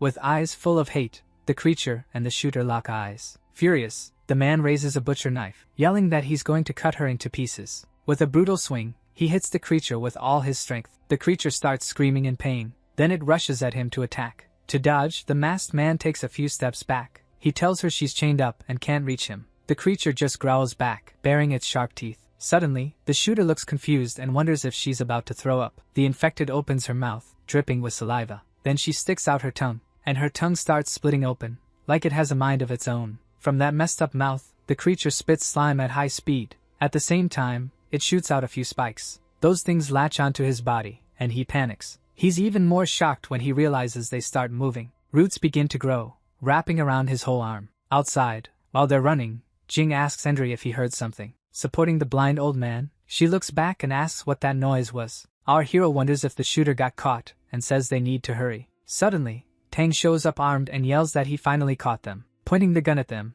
he says anyone who messes with him has to die. Endry yells for Jing to be careful and shoves her, along with the old man, down to duck. He tells the girl to hide in the bushes, where Tang wouldn't be able to aim properly. While they're hiding, Tang starts moving around the courtyard to hunt them down. Pissed off, he yells that she's ungrateful and that she's the one who caused this whole mess. From their hiding spot, Endry warns that Tang is getting closer and that they shouldn't come out. Not knowing where they are, Tang fires arrows into the bushes. He says they better hide well, because the moment he sees anyone, he'll shoot. Hidden in the bushes, Jing and the blind old man try to sneak away, crouching as fast as they can. As soon as they get the chance, they bolt. But an arrow hits the old man right in the leg, and he drops to the ground. Jing crouches down and apologizes to him. From his hiding place, our hero sees the old man got hit, and that Tang is coming. With this nasty look on his face, Tang walks up and calls them ungrateful and disrespectful. While Jing helps the old man up, Endry decides he has to fight him. Coming out from behind the bushes, the protagonist starts running toward them. He plans to hit Tang at an angle to avoid vital spots in case he gets struck. Sprinting as fast as he can, he braces for a showdown with the psycho. Nearby, the ground suddenly explodes, blasting dirt and debris everywhere. The infected one bursts out. Her body's way stronger now, and she manages to grab the masked guy. With nowhere to go, he starts screaming nonstop. From a distance, Jing and the blind old man are horrified. Confused, our hero gets ready to attack while Tang just stands there. But then both of them realize the creature escaped. And in no time, she manages to turn the man too. Annoyed, the protagonist yells at the masked guy for being an idiot and drawing the monster's attention. Now, with two infected in the area, they rush in to attack. Panicking, our hero realizes they've been spotted and there's no way to run off with the others injured. They're really fast, and they'll catch up any second. Tang is confused, wondering how the masked guy got infected, since he was supposed to be locked up. Right then, Endry shouts for Jing to run, because there isn't much time left. He knows he can't handle the infected and Tang at the same time. Jing finds an open door and calls to Endry, telling him to hurry up and get inside. Our hero sprints for the door with the creature right behind him.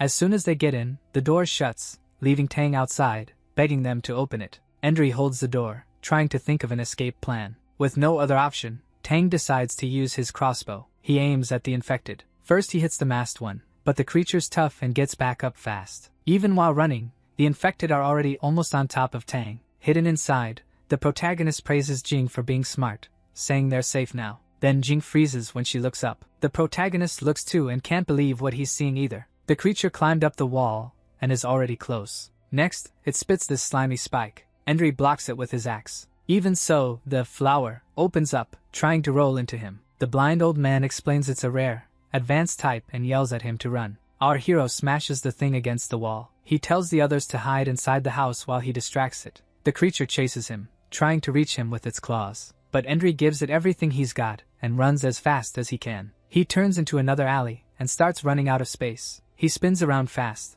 making the infected slam into the wall. Then he grabs a door handle and by a hair, makes it through the glass door in time. Outside, the monster closes in. Endry complains because he knows the door won't hold for long. He yells for Jing to grab a piece of wood to jam the door. Little by little, the glass starts cracking. Shouting, he tells the girl to hurry, because the door won't last much longer. Jing finds the wood and wedges the door shut, warning the others. But even with it jammed, they can tell it won't stop the thing. The glass is about to completely shatter from the monster's blows. The monstrous creature presses hard against the already cracked glass. Desperate, Jing asks what they're going to do, thinking they're trapped. The blind old man tells them not to panic. He says he'll be the bait, while the two of them hide and get ready to strike. Our hero questions the plan, saying if he misses, the old man will die. The man shows his fatal wound, explaining he's already at his limit. He says he can still be useful at the end, and tells them to go now because there's no time left. The old man reveals he knew Jing's mother back when she was still pregnant. He calls the girl by the codename Go-To, leaving her totally stunned. As the door starts giving way, Jing asks if it's true that he knew her mother. The man says his fate was to find her and apologize for everything. With one final crash, the glass in the door shatters into countless pieces. The monstrous creature finally manages to get inside. The monster charges in, and the old blind man yells for the young guy to attack right then. With all his strength, the protagonist rushes forward. He lands a hit right in the middle of the infected one's head. The old man freezes, picturing what just happened. But unfortunately, the monster manages to grab him and starts attacking. Blood starts pouring from his mouth and nose. The monster's arm punches straight through the blind old man's chest. Jing moves closer, but he tells her she doesn't need to worry about him. Then Enri takes the chance to ask if the old man knows where Jing's mother is. With his last breath, the man warns them to go south and never come back. And right after that, the creature shoves its arm in even deeper, ending the old man's life. The protagonist realizes he didn't hit the brain and the monster is still alive. The creature keeps forcing its arm through the old man, pushing it out the other side. Our hero says the creature drinks blood to heal and that they need to get out of there now. He grabs Jing, saying the old man is already dead and they'll be next if they stay. Going up the stairs, Jing asks if it isn't a dead end. She says running out into the open with so many dangers is basically asking to die. Carrying her, he says her brain is slow, not his plan. After sucking up all the blood, the infected woman gets even stronger. Still on the stairs, Jing warns that the monster is catching up. The protagonist tells Jing Li they need to split up to survive. He explains she's too slow and tells her to hide while he lures the monster away. As soon as she hears the creature chasing him, she needs to run immediately. Worried, Jing reminds him the upper floor is a dead end. Carrying a bag of cement, he says he's got his own plan, and she's slowing him down. Our hero holds the bag while getting the creature's attention. As soon as it reaches the spot he wants, he drops the cement. But to his surprise, it manages to dodge. With nowhere else to go, he runs to another corner, keeping its attention. He grabs another bag of cement and throws it again. With its claws, the infected one rips the bag open. But that kicks up a huge cloud of dust, so it can't see. Running, he celebrates that the plan worked, realizing the houses all have the same layout. He climbs up onto some scaffolding, knowing that, like before, the creature won't be able to reach him up there. On the ground, the monster almost grabs his foot. Once he's up, Enri starts bragging and dares the monster to come at him. That cocky smile disappears when he realizes the thing climbed up too. To his shock, the creature makes an insane jump, showing its real strength. Right after that, it starts spitting spikes. On the ground, Enri thinks he's out of options, but he grabs a plank and uses it like a shield so he doesn't get hit. The monster lunges at him, and the protagonist panics. The plank he was using to defend himself snaps in half. Trying to run, he sees there's nowhere left to go. He's on the roof, and it's really high. With the creature that close, he admits he messed up and this is the end. The protagonist almost gets nailed in the head by a brutal strike. But when he opens his eyes, he realizes the tongue didn't reach him. Jing shows up and grabs the monster's chain, yelling for him to get out of there. The creature gets yanked back by the chain, which is hooked to its collar. He scolds her for following him, but she yells that she can't hold on anymore. With insane strength, the monster whips itself forward with a twist. The force of the pull makes Jing lose her balance. She gets dragged along and ends up falling off the roof. Still holding the chain, the girl drops while screaming. The protagonist freaks out when he sees what happened. But halfway down, the chain steadies. The monster tries to pull back so she won't fall all the way. Even so, her body gets jerked around, and she ends up hanging there, trying to climb back up. Furious, the protagonist calls it a freak and says it's not going to hurt Jing Li. With a wooden plank, he tries to smash the thing. On the first swing, the infected one dodges. Right after that, it opens its mouth to spit spikes, but Enri quickly winds up another hit. This time, he cracks the monster in the head and says he's going to crush its tongue. The blow stuns it, and the creature starts screaming. With its mouth injured, it thrashes around in pain from the brutal hit. Getting ready to kick, our hero puts all his strength into it, and with his foot in the creature's face, he grabs the axe that was stuck in its head. Then he starts yanking the weapon out, trying to pull it free from its guts. Finally, he manages to rip it out, leaving the infected woman groaning in pain. Now, with something sharp, he gets ready to shut her up for good. But hanging there, Jing warns that she's still there, being held up by the chain. Enri hesitates, because he knows if he kills the monster, it'll fall, and Jing will too. Meanwhile, the creature keeps holding on with its claws. Jing tells him to let the monster climb up. With her body almost reaching the balcony, she asks him to let it come up a little more. As the creature climbs, he gets ready to attack. Jing swings herself toward the balcony and tells the protagonist she made it. He yells her name, ready to strike the creature that just reached the top. Finally, she says she managed to grab on and get onto the balcony. Screaming for the creature to go to hell, Enri readies the final blow. With all his rage, he raises the axe, ready to end it. Meanwhile, the other infected is still alive, but then an arrow goes straight through its head. The one underneath it was Tang. Relieved, Tang shoves the dead monster off of him. Even though the guy was wearing a mask,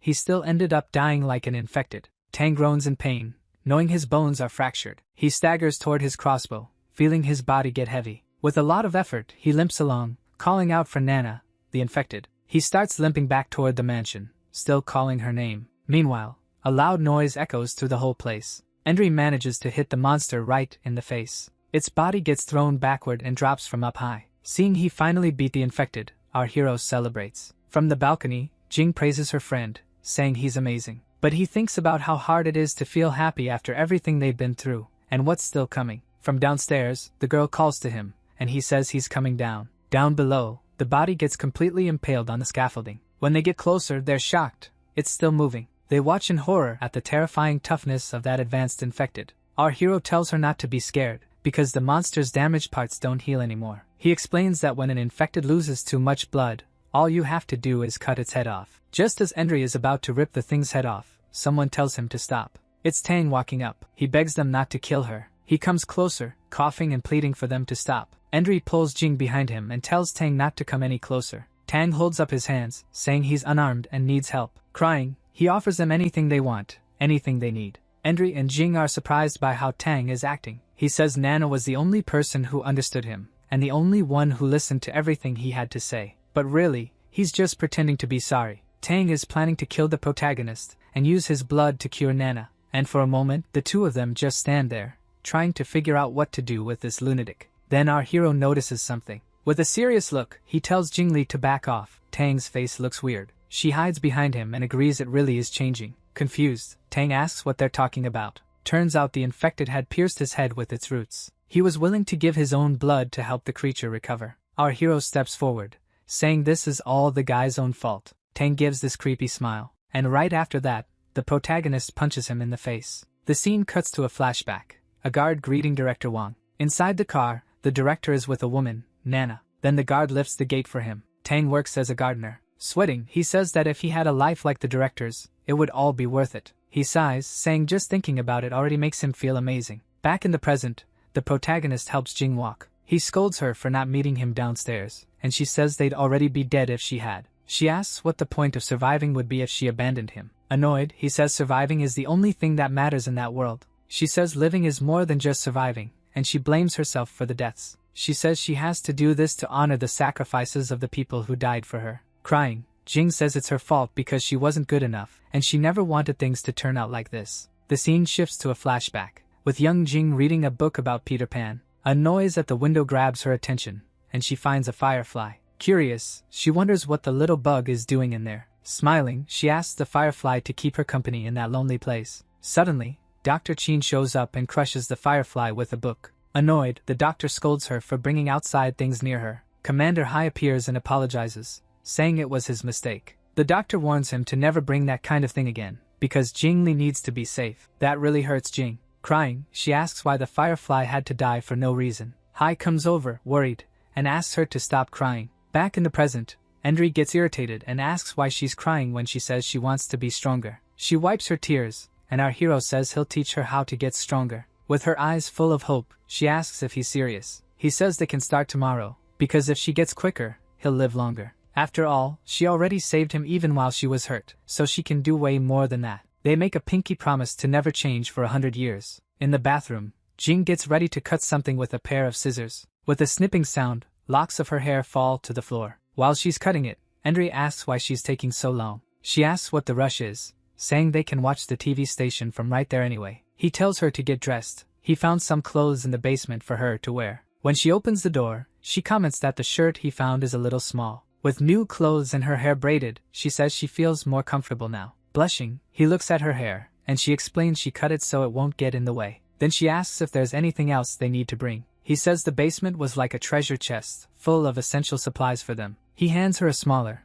lighter backpack so she won't get tired on the way. Surprised, she realizes he's giving her his special combat utility knife. Enro explains that since she's immune, she can survive bites that would kill other people. He teaches her to aim the blade at the enemy's chin to destroy the brain. He says he also put a gun and some bug spray in her backpack. Somewhere else, a man with a tracker smiles and says he found something. Then he suddenly comes across a scene and looks shocked. With a gun in his hand, he stares at Tang and Nana's bodies, disappointed. He complains that Tang got taken out by 2 kids after all that training. The man knows it doesn't matter if they threw the tracker away, he already knows where they're headed. Smirking, he calls them brats and gets ready to go after them. Meanwhile, our hero and Jing run into a huge gate blocking the way. He complains it's another dead end and they can't get out. Jing wonders how people used to travel before, saying this place is more complicated than a tunnel. She explains people traveled by car, using wide roads. Annoyed, he asks if she thinks he's an idiot, and says he knows what cars are. Smiling, she suggests they look for a map to find the TV station.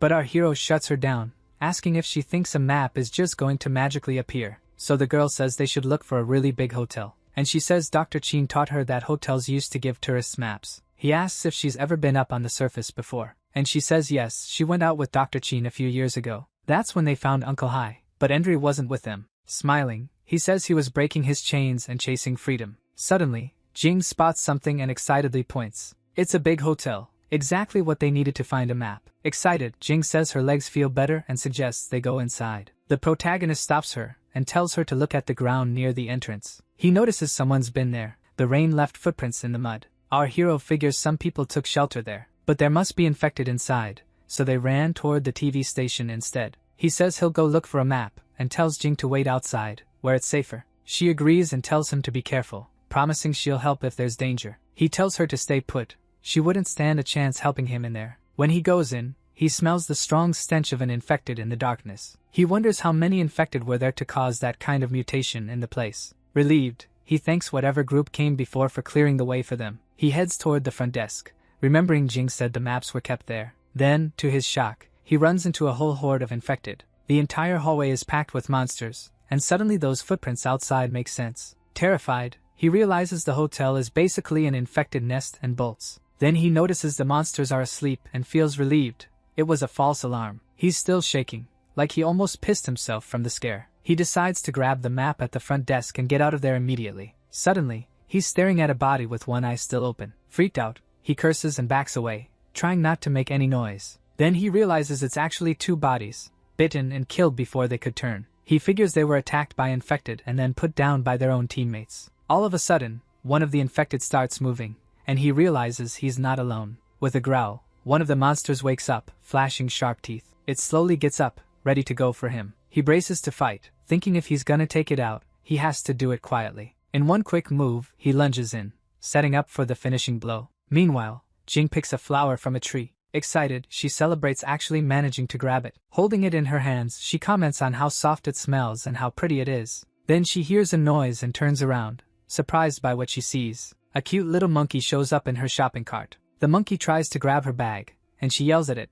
begging it not to run off. She wonders why it's hiding and starts looking around for it nearby. With a suspicious look, the monkey ducks away, and she tells it to come out. Smiling, she offers the flower she picked, trying to befriend it. Curious, the little monkey sniffs the flower and seems to like the gift. Suddenly, a rock hits the monkey, scaring it and knocking it to the ground. Furious, the protagonist yells, calling the monkey a thief for stealing his stuff. Confused, Jing asks why he did that. With a threatening look, he warns the monkey not to try to run. He fires another rock with his slingshot and nails the monkey dead on. It hits hard and sends it flying from the impact. He cheers, saying the monkey got what it deserved. With his boot on the little monkey, he scolds it for being so bold. He complains that last time, he didn't get to teach the thief a lesson. Still pissed, he says the monkey had way too much nerve touching his things. But seeing that, the other monkeys start freaking out. Jing tells him to let the little monkey go, since they got the bag back. Suddenly, he panics at the monkeys screaming up in the trees. He remembers there's a horde of infected sleeping in the hotel hallway. With all that noise, he knows the monsters are gonna wake up any second. He tells Jing they need to get out of there, but the screaming keeps echoing. He thinks about running the other way so the infected will chase the monkeys instead. Jing stops him, saying it's his fault for hurting the animal. He snaps back that it deserved it, and points out the way they should go. Inside the hotel, the infected start stirring because of the noise. The horde wakes up and rushes outside, drawn by the sounds in the trees. One of the stronger infected leads the charge, ready to hunt. The monsters sprint toward the forest, grabbing onto the trees. They start shaking the trunks, and the little monkey gets scared. Trees get ripped out by the roots, and the poor things try to run for their lives. Meanwhile, the infected wait for the right moment to strike. From his hiding spot, Enri watches, shocked at how insanely strong those bastards are. He freezes when he realizes the giant has multiple arms. Jing explains it's a symbiote, because there's a face growing out of its back. She says Dr. Qin taught that it's a more advanced type of infected. Close to death, the infected merges with the environment and grows roots around its body. When it joins with another infected, it turns into something even bigger and scarier. To kill them, you have to destroy both heads, since their systems are basically linked. He suggests they run while the monsters are distracted by the monkeys. Annoyed, Jing scolds him for calling the monkeys pests and says they're smart. He fires back that they're nasty, so he doesn't see any difference between them and pests. Jing holds the little monkey in her arms and tells him to look closer. Surprised, he notices the bag is full of bananas that weren't there before. Then he realizes the monkey wasn't stealing. It was trying to give them a gift. Still, Enri thinks the bananas might be infected. Suddenly, the little monkey squeezes where it really shouldn't. Right after that, it jumps away and backs off from her. The little monkey bolts off fast, hopping across abandoned cars. On top of one car, it growls and bares its teeth, looking pissed. Enri apologizes, admitting it was his fault. To make it up to the little guy, he offers a pack of cookies. The monkey takes the gift, then throws poop at him. Jing laughs at the whole thing, but the main guy gets really annoyed. The monkeys escape by jumping over a barbed wire fence. With a sad look, Jing says she's jealous of how free they are. Enri scolds her, but she explains the animals live free and without fear. She also notices they stick together, unlike humans. Everything on the surface has turned into a threat, like the world rejected them. He quietly agrees, wiping his face with a tissue. He admits he used to think the same way before he met Jing. With the map in hand, he says he finally gets why the others sacrificed themselves for her. He admits that in such a depressing world, she might have been the hope they needed. He calls Jing over to cross a barrier made of abandoned cars. He says that without the map, he never would have found that route. With the path marked out, they head toward their destination. Relieved, he says they're finally on the right track. He says once they cross the bridge, the TV station will be really close. Jing tells him to look up and points. She says she can already see it. Excited, she takes off running toward the bridge and the station, cheering. He scolds her, telling her not to run and to watch what's up ahead. On the bridge, they spot some people near the border sentry post. A man is arguing with the guards, saying he needs to cross with his gun. One guard says he's not getting in unless he hands it over. The guy, pissed off, curses and says nobody has the right to block him. The guard glares, gripping his weapon, ready to react. Suddenly, a woman grabs the guard's hand, stopping the fight. Smoking a cigarette, she says there's no need for trouble there. She says they're security forces, not bandits, and they need to act with respect. She explains it's their job to keep the bridge safe and inspect everyone who passes. The man hands over his gun, and the woman tells them to open the gates for him. As he goes in, she notices more people are arriving at the bridge. Our hero says he saw people from the pharmaceutical company and suspects Uncle Hai might have come through there. He thinks it's weird how many dead monkeys he's finding along the way. Jing notices bullet holes in the bodies and says it's really cruel. He remembers Uncle Hai saying he was against shooting randomly, and it all feels off. One of the guards spots them and calls out, saying it's dangerous for them to stay outside. He tells Jingli not to come closer yet, and says he's going to ask them something first. But then he realizes she's pointing a gun. The girl threatens him if he touches them. Smiling, the guard raises his hands and tells her not to jump the gun. She says the gun isn't loaded, but he accuses her of lying and tells her to back up. The guard realizes he's been tricked and orders his men not to let them get away. With his hands up, he surrenders, and another guard gets ready to move. The scene cuts to a brutal fight in a ring. One fighter goes down, and the winner is announced. The crowd goes wild for the Emperor of the Iron Fist. The champ, a masked, muscular man, raises his arms to celebrate. One of his guys yells that he's unbeatable. The masked leader, Nye, steps forward with an intimidating presence. He orders his men to throw the prisoners into the truck and bring new shoes. Grinning, one of the men agrees and gets ready to do it. Another guy talks about how successful the last few days have been, and how smart it was to pretend to be pharmaceutical staff. Someone else says he loves the bridge, and would live there because it's been so good. In a cell, a bunch of people are locked up, and a thug asks who's next. One man grabs a prisoner by the arm and yanks him hard. He says there's no point hiding and orders everyone to kneel and wait. In his room, the boss smokes a liquid that his subordinate says is really strong. He feels it hit immediately. His eye turns red and dilates, and he breathes out pink smoke. In the middle of hallucinations, he hears screams and realizes someone's coming. The new prisoner gets shoved forward while the woman threatens him with a power drill. Angry, he asks why he's being threatened and says he already handed over his gun. Smiling, the woman says that as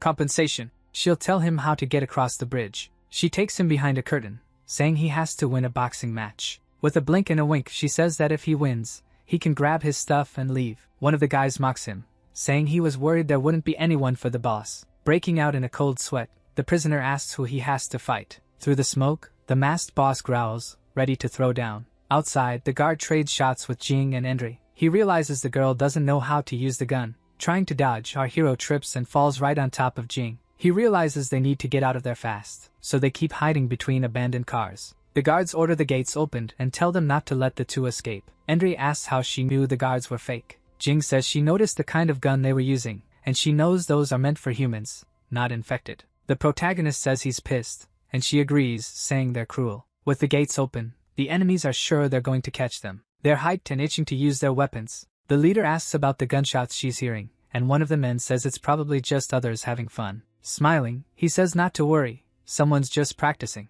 Annoyed, she scolds them for shooting blindly in broad daylight. With a deadly look, she threatens them and orders them to go deal with it immediately. The men agree and run off. Still irritated, she complains she can't even watch the fight in peace because of them. Back to the fight. The prisoner says his body is trained. He even calls out the big guy to come at him first. Meanwhile, the guards realize the protagonist and the girl have disappeared, so they decide to split up and search. Hidden, Jing whispers that the guards are getting closer and closer, but Enri has a plan and says he'll distract them. One of the guards comes up, thinking he's found them, but when he looks back, there's nothing there anymore. Then Enri pops up with his slingshot, catching the guy off guard. He aims right at his face and fires a stone. The other guard is shocked by what happened and wonders how Enri even got there. Pissed, he curses and gets ready to attack with his gun. He fires in their direction, asking where they think they're going to hide. Jing gets ready to attack. Enri tells her to aim to kill, because if she hesitates, they'll both die. So the girl gets ready to put the plan into action. Hearing the screams,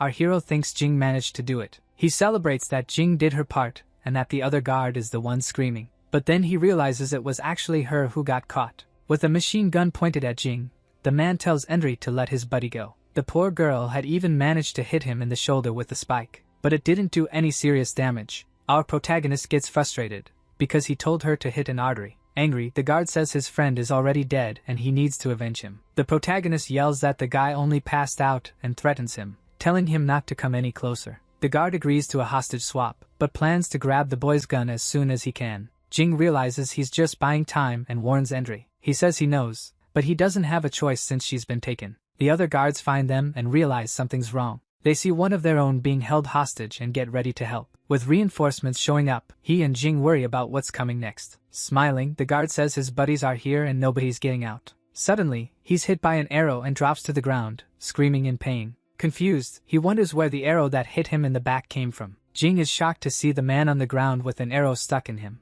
Enri yells at her to be careful. There are still more people on the bridge. He tells her to hide near the cars so they won't be seen. He says they're trapped and tells Jing to grab the fallen guard's gun. With the gun in hand, he gets ready to push forward, but Jing calls out to him. All of a sudden, a man and a woman appear and tell them to come over to them. Stunned, the protagonist recognizes the woman, it's Wang, and asks what she's doing there. She asks if he wants an explanation, or if he'd rather escape with them before they get killed. With the enemies closing in, he yells for them to hurry as bullets ricochet off the cars. He tells them to go first, he'll cover them with the gun. Jing calls for him, but she's pulled away. Gun in hand, Enri shoots at the guards, promising he'll find his friends later. The guards fire back when they realize the main guy's armed too. One of them almost gets his helmet ripped off by a grazing shot. Seeing his buddies go down, he yells for them to grab the brats. Another guard shouts that anyone who goes against Nyong has to die. Enri almost gets caught and takes a graze. As he's running, his friend calls out to him and points to the way off the bridge so they can get out.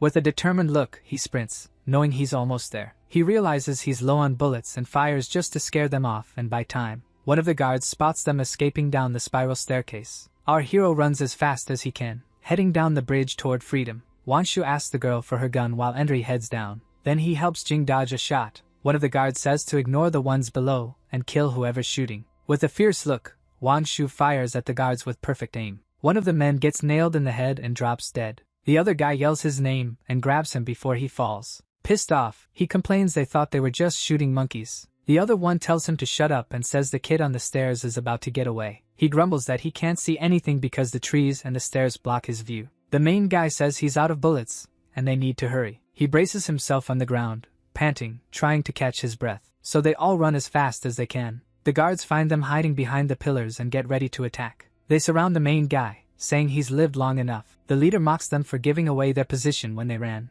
Laughing, he shoots toward Endry, asking who's gonna die now. Jing warns Endry the enemies are closing in. While they're firing, one of them gets hit from behind. Shocked, they wonder how they got attacked from the back without noticing. The red-haired guy gets hit by an arrow and drops to the ground. Realizing it's a trap, the leader keeps shooting as his men get picked off. He gets hit by several arrows too and falls backward, wounded. Wanshu calls them idiots for falling for the trap so easily. On the ground, the leader threatens them, saying killing them means starting a war. Coughing, he keeps threatening them with revenge from his bosses. The archer steps on the guy's hand, cracking his fingers with a snap. He says the guy's trying to drag them to hell with him. The archer gets ready to shoot, saying he'll send him to join his friends. Desperate, the main guy yells for him to wait and not kill the man. He says the guy can't die yet because he has something to ask. On the ground, the man asks what he wants, shaking with fear. He asks if he saw a middle-aged guard with a beard on the bridge. He kneels beside him, pressing him for answers. The man says they took the uniforms, and the people they're looking for are right there. Patting his belly, he says the bodies are in there. The main guy is completely stunned by that.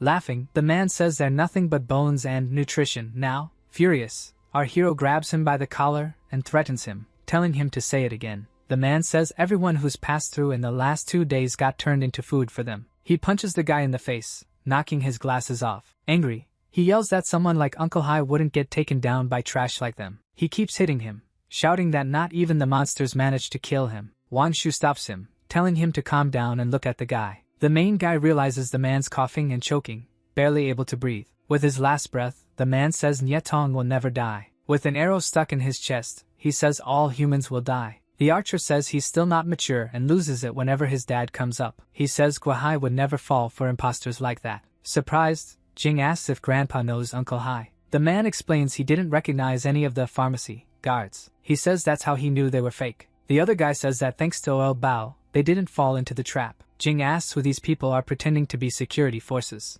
Wanshu explains they're from the Nyetong group, led by Nye Zi and Tong Zi. Their underlings are a bunch of crazies who commit crimes and don't care at all. With the underground city in chaos, they're taking advantage of it to loot. He says the bridge is the only way south, so they control it. Endry figures out they posed as guards to trick the refugees. The archer says they were lucky to find them, or they would have ended up the same way. Wanshu introduces the archer, Oil Bao, who's retired from the army. She says they were planning to ask him for help, but then the disease outbreak showed up. Suddenly, one of the guards who survived gets ready to attack. With a hateful look, he says he finally found them. The archer says the sergeant stayed behind to protect him at the control center, and the protagonist says they barely even had a chance to look for Xiaoqiu. Wanshu comforts him, saying nobody could have controlled that situation. Then she reveals Xiaoqiu escaped with them and she's totally unharmed. Shocked, he asks where she is, desperate to see her. The archer says she's with other survivors at a nearby museum. The other guy suggests they talk while they walk, because Nyetong's group will be looking for them.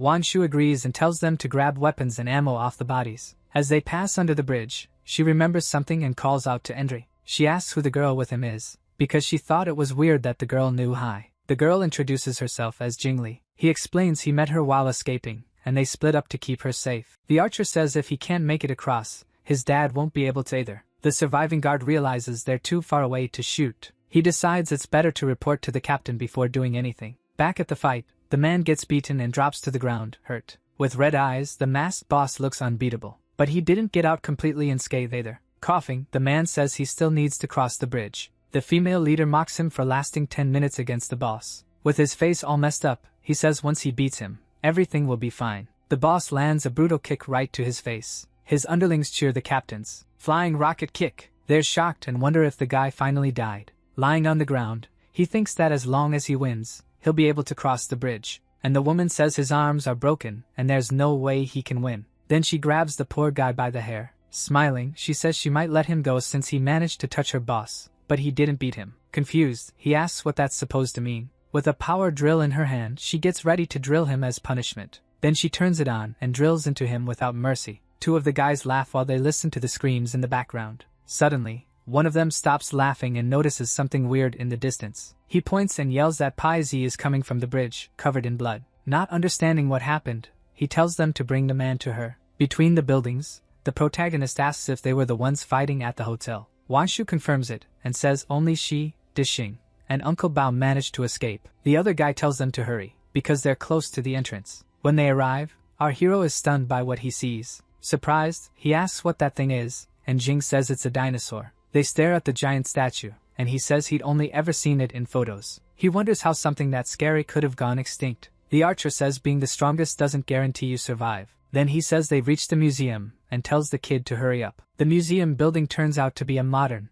abandoned-looking structure. The archer whistles, and a door opens, revealing his people. They welcome them back, happy they made it. One guy complains they brought 2 more mouths to feed. Ignoring him, another guy invites them inside. One of the group asks about the situation at the bridge and Nyetong's group. Jing takes the chance to ask why Endry cut her off when she was introducing herself, and he tells her to be quiet. He says he doesn't want to expose who she is, since the city's a mess. Wang Shu calls them over to look at something. There are a lot of people there, weak because they don't have food. Endry figures the refugees are the only survivors from the underground city. Wang Shu calls him again. He sees a bunch of survivors in the museum hall, all silent. A pink-haired girl is asleep sitting up, and the protagonist pinches her nose. The little girl is dreaming and says she hasn't finished eating yet. Then she opens her eyes and sees someone holding her nose. Smiling, he asks if she was starving even in her dreams. The girl hugs him tight, calling him, "My prince." He recognizes her as Chio and says she dropped his cookie. Crying, she says she wanted to save them,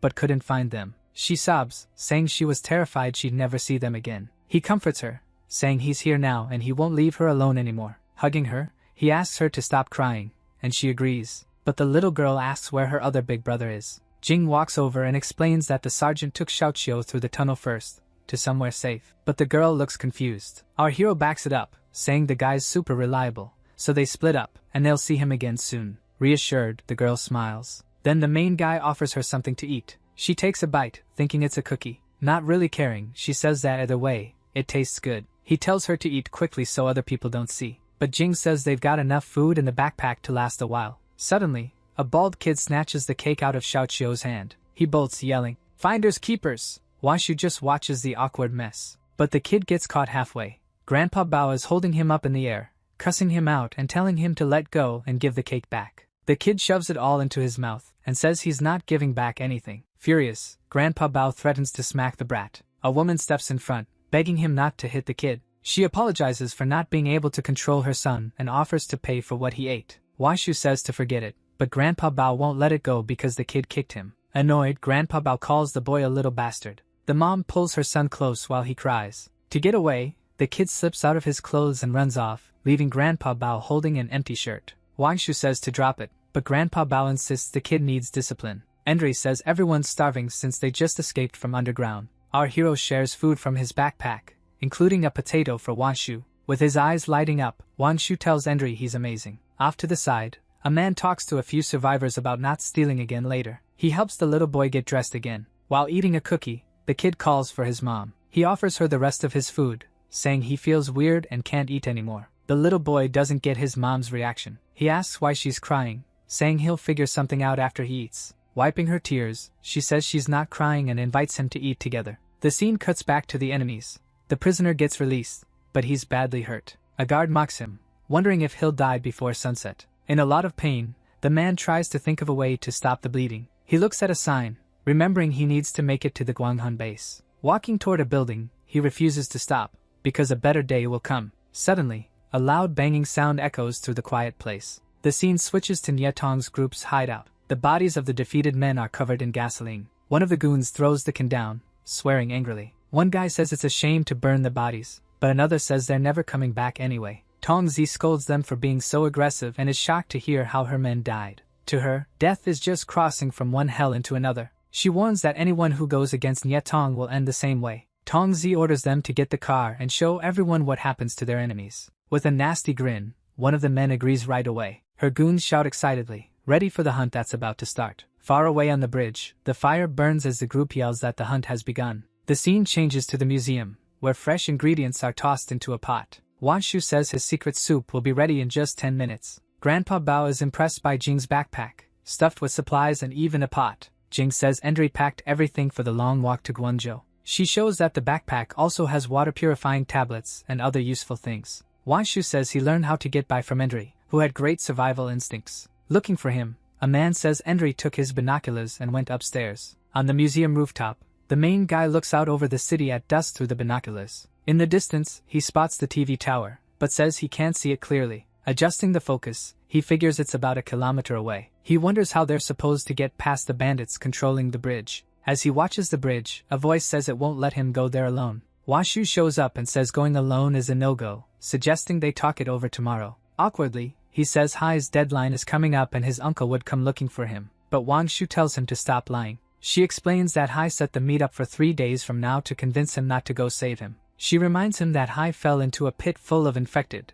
and there's no way anyone survives that. The image of Hai getting dragged down by countless infected hands flashes through his mind. Furious, Endri yells at her to shut up, saying she doesn't know Uncle Hai. Endri shouts that Hai never breaks his promises, and this time won't be any different. He says he's going to the tower to prove to everyone that his uncle is still alive. Worried, Wangshu tries to stop him, grabbing his arm and calling his name. Suddenly, a voice from downstairs yells for him. It's Jing, running up the stairs and asking what's going on. Panicking, she says someone showed up at the museum entrance, and they need to go down. Downstairs, an armed man is surprised by how many people are there. Another man says they need to find food or they're all going to starve. Jing points at the newcomers, quickly explaining what's happening. The protagonist goes on alert. With a smile, one of the strangers greets him, saying he was wondering where he'd gone. Furious, he points his gun at the man. Without thinking twice, he fires a shot toward the newcomer. The gunshot freaks everyone out, and someone asks if Endri has lost his mind. Grandpa Bao grabs him,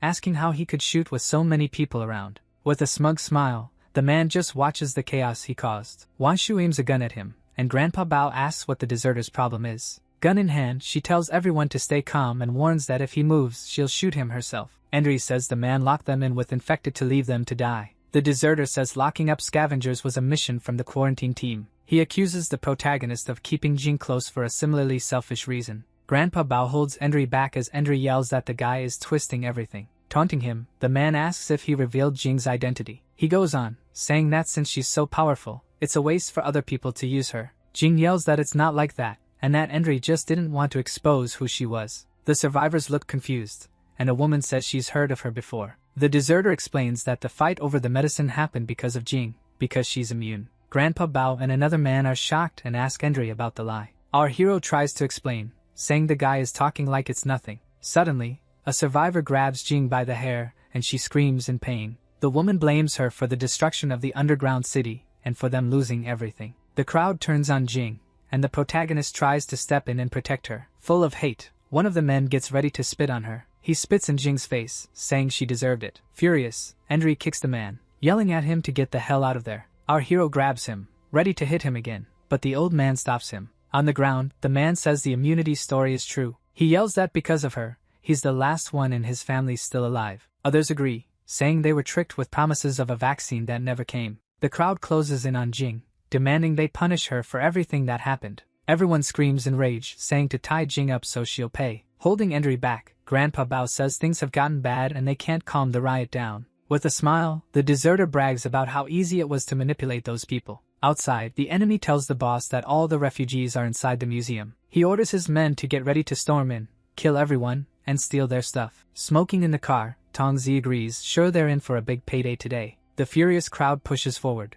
demanding they hand the girl over. Endri shields Jing with his gun, threatening anyone who tries to touch her. A man presses his gun to Endri, saying Endri isn't the only one armed. He blames Endri for ruining everything because of Jing, the real reason they're in this mess. With the gun to his head, Endri stares him down and asks what he'll do if he doesn't comply. One of the men tells everyone to calm down and lower their weapons, because things are out of control. Endri yells that sending Jing out at night is basically sending her to her death. Wanshu agrees it's dangerous for Jing to stay, and offers to go with her. Grandpa Bao joins them, promising they'll be safe through the night. Leading the way out, Grandpa Bao says he's going to keep his promise to help a friend. Jing worries about Xiaoqiu, but he tells her safety comes first. The long-haired guy refuses to leave, saying he's going to look after Xiaoqiu. One of the survivors yells at them to get out, saying they don't belong there. The crowd starts shouting to kick them out and avenge the innocent people who died. The deserter watches the chaos with a satisfied smile. A man says the sun's about to come up, while the deserter stands there with his arms crossed.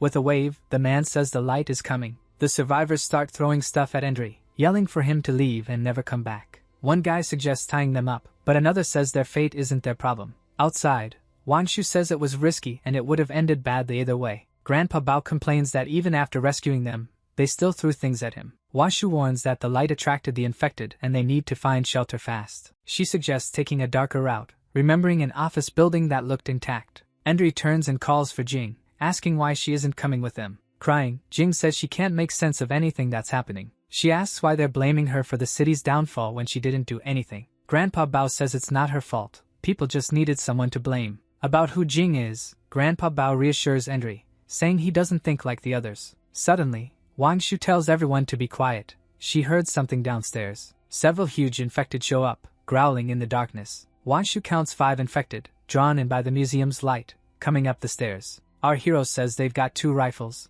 which is more than enough for 5. Wang Shu agrees to take the risk, but then notices something weird. She realizes the infected aren't coming up, they're leaving. All of a sudden, an arrow nails one of the monsters right in the eye. Grandpa Bao warns that a group of infected passes through there every night. He tells them not to shoot, saying he'll cover them with his bow so they don't attract more. An infected with a mutated arm groans in the dark near the cars. Hidden, Endri and Jing watch it walk by, until it suddenly drops to the ground. Behind an ice cream van, Grandpa Bao signals the group to come closer. The protagonist looks to the side, confused about what's going on. Grandpa Bao says the infected's clothes were way too clean, which is really strange. He says they look newly infected, but wonders why they're ignoring the light. The infected keep walking in another direction, and Endri wonders what's over that way. Grandpa Bao sees a chance to escape, but Endri thinks Uncle Hai might be over there. Hearing that, Wang Shu and Jing exchange worried looks. The scene cuts, and there's a loud metallic clang as infected hands grab onto a gate. One of Nie Tong's men gets his spear stuck and begs for help.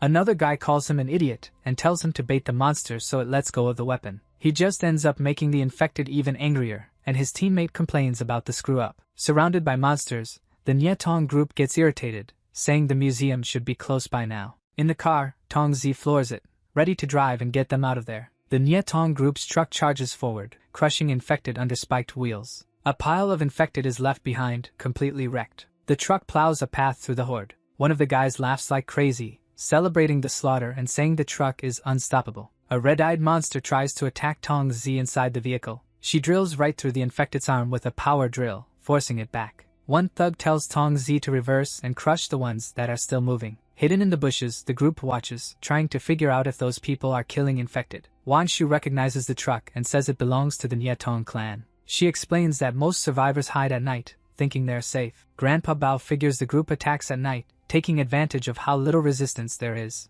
Endri realizes the people in the museum are in danger, and something bad is going to happen tonight. Wang Shu and Jing ask where he's going in such a hurry. Endri says he's going back to the museum to try to convince the survivors to run. He refuses to abandon Xiaoqiu, and he hopes his warning will make everyone apologize to Jing. The scene shifts back to the museum, where another group of survivors gathers around the fire. One of the men suggests they talk and trade information. With a grin, the ex-patrol guy says it's better if everyone shares what they know. One of the survivors asks if the instructions were to meet up at the bridge, and waits for an answer. Inside the museum, one guy worries about an attack from Nie Tong, but another tells him to keep his voice down because there are kids nearby. One of the men tries to stay hopeful, saying maybe the group pulled back, and he scans the area, tense. The deserter shuts that down, saying they won't give up on the immune girl and that trouble's coming, almost like he's enjoying everyone else being scared. A survivor snaps, asking if this isn't all just payback for what Guanghan did, and points angrily. Someone says the instructions were kind of vague, but on their end everything went fine,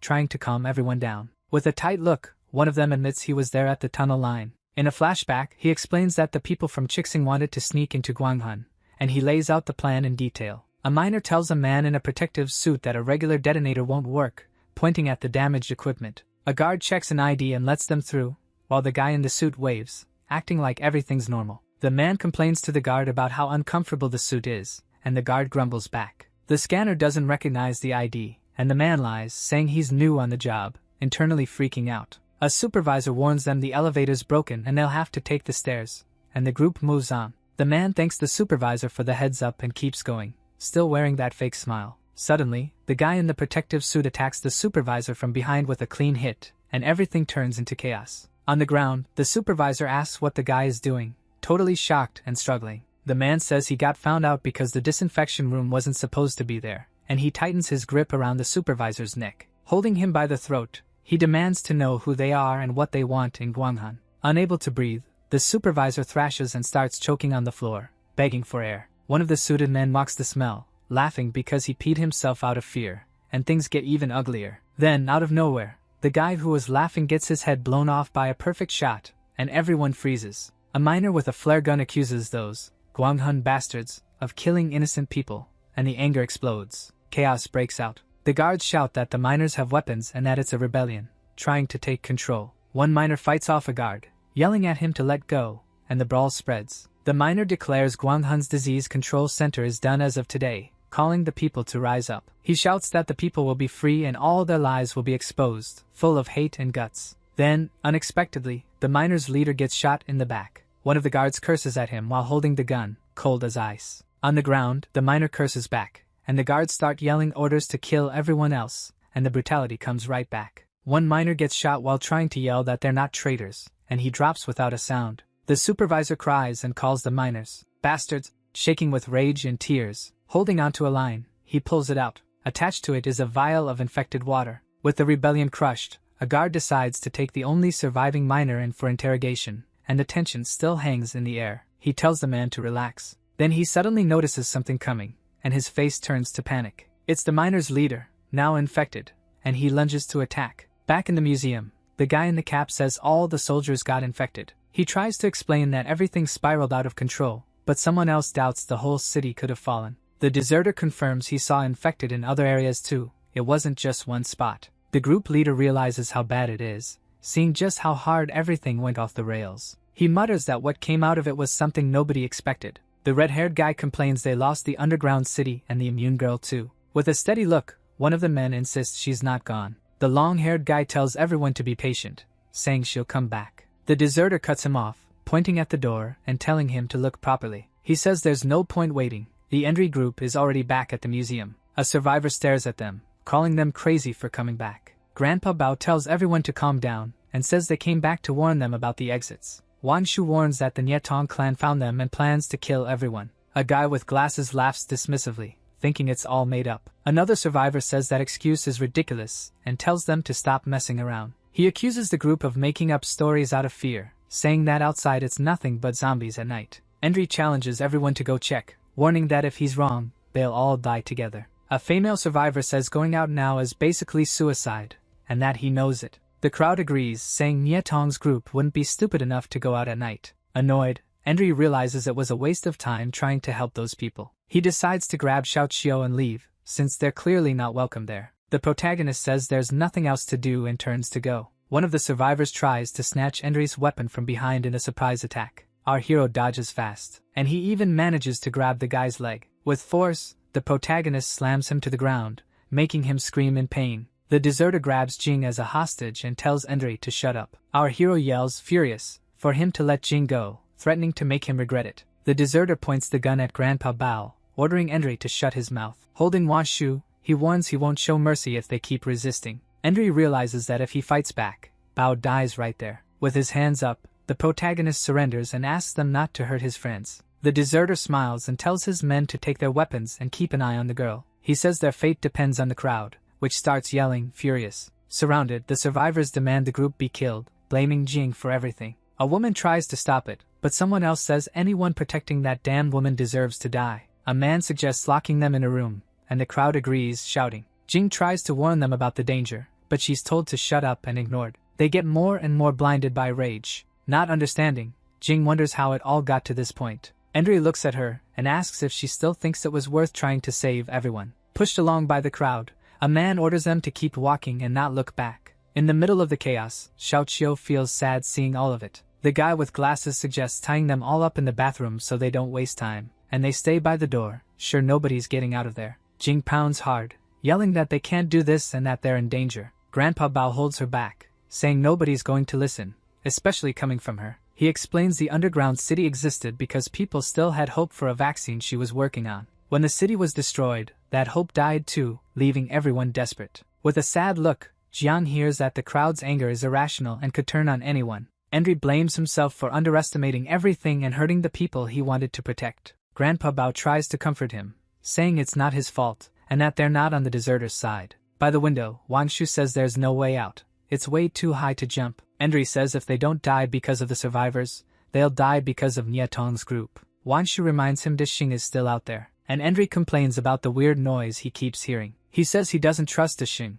since he stayed quiet when they were being threatened. With a finger to his lips, Wang Shu asks for silence so they can listen better. Suddenly, they hear someone calling for the sergeant. Shocked, our hero wonders how anyone could still be alive out there. Wanshu corrects him, saying it's Xiaoqiu using a secret code only they know. From the window, Wanshu shouts her name, and Xiaoqiu answers that she found them. The little girl says she can't get past the guards and needs to think of a way to help them. Desperate, they ask if she's figured out a plan to get them out. Xiaoqiu admits she hasn't thought of anything and asks if they have any ideas. With no answer, the two of them go quiet, with no solution in sight. Grandpa Bao covers his face, frustrated that there's still no escape plan. He says if nobody has an idea, he'll talk to the girl himself. With a slight smile, he says he's seen things young people can't even imagine. Outside, the deserter whistles, calling his group back. One of the men returns, and he asks how the search outside went. The man hands over the binoculars, saying it was too dark to see anything. He says he didn't spot any infected, which is weird for that time. They realize the girl was telling the truth and Nyetong's group really is out there. The long-haired guy says he knows Nyetong's group and they need to get ready. The deserter says it won't matter. The glass walls won't stop bullets. Sarcastically, he says Nyetong's group is going to wipe them all out easily. The other group's leader replies that they only need to worry about keeping Jingli. One of the men asks if the others matter, and the leader says they're worth nothing. He tells the men to hurry up and get the girl out of there as soon as possible. One of the survivors complains that the group guarding the gate just left. Annoyed, the long-haired guy says that even if it's for survival, they shouldn't run away. The leader says goodbye to the survivors, telling them it's fine, no big deal. Once they're together, the survivors realize Jingli is really important and must know something. The deserter stares at one of his men, who looks frozen, like he doesn't know what to do. Irritated, he asks why the guy is still standing there doing nothing. Sweating with fear, the long-haired man stammers that he's going. The survivors argue about what to do with the group, saying Jing got what was coming to him. The long-haired guy leads the way, saying the group is trapped in the third-floor bathroom. Hidden in the hallway, Xiaoqiu tries to figure out how to get past without being noticed. The little girl finds the way blocked by crates, but says she's not scared at all. With a determined look, she tells herself that saving the prince is the princess's duty. She keeps pushing the crates, sure she'll find what she's looking for soon. In the bathroom, everyone wonders if 10 minutes have passed since Xiaoqiu left. Endri starts getting impatient, feeling like time is crawling. He says he's worried because Wang told the girl to find a fire hydrant they don't even know exists. Grandpa Bao tries to calm everyone down, explaining that fire hydrants are required in big buildings. The image shows a fire hydrant, complete with a hose and a safety extinguisher. Grandpa Bao says the 20-meter hose is exactly what they need to get out of there. Wanshu jokes that he never thought the old man's brain would be this useful. Jing says he hopes they can warn the people downstairs, but Endri doesn't even respond. Suddenly, Xiaoqiu's voice echoes from the ceiling, and Endri cheers, happy she's back. The little girl says she found the hose in the hallway and got her face all dirty. She says she tested the hose and promises it's ready for them to climb up. The main guy asks for help pulling the hose into the bathroom. With a firm grip, he yanks hard and confirms it's really secure.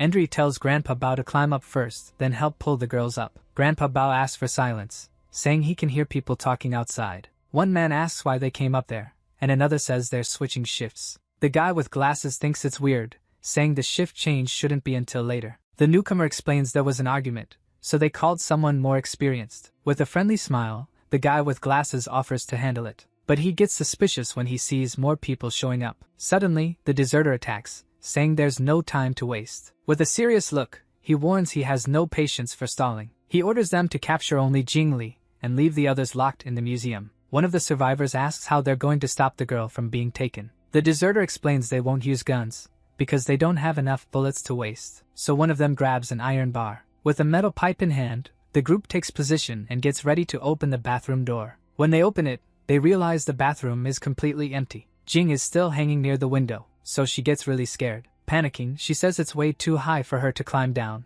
Going down first, Wanshu tells her not to talk and not to look down. He hurries her, warning they'll be found any second and the rope won't hold. Endri says that if the hose held Bao's weight, they don't need to worry. As they pull the rope, Xiaoqiu yells at them to focus instead of talking. But under the weight, part of the rope's support breaks. One of the men notices chunks of concrete falling onto the window glass. Looking through the opening, he spots them climbing up the building to the floor above. Jing screams that they've been spotted, and a man aims his gun at her. From the floor above, Endri reaches out and tells them to pull Jing closer. The man shouts orders to block the stairs and go get them. The girl lands on a lower floor, shaken but relieved to be safe. The group regroups, and Jing apologizes, saying her legs are weak because of the height. Endri helps her up, saying he'll help her recover. Grandpa Bao says they need to hide, because they don't have enough people to fight. The deserter sends a shooter to each side of the staircase, and the rest follow him. He orders them to check the bathroom, saying it's a good place to hide. One of the men carefully opens the bathroom door,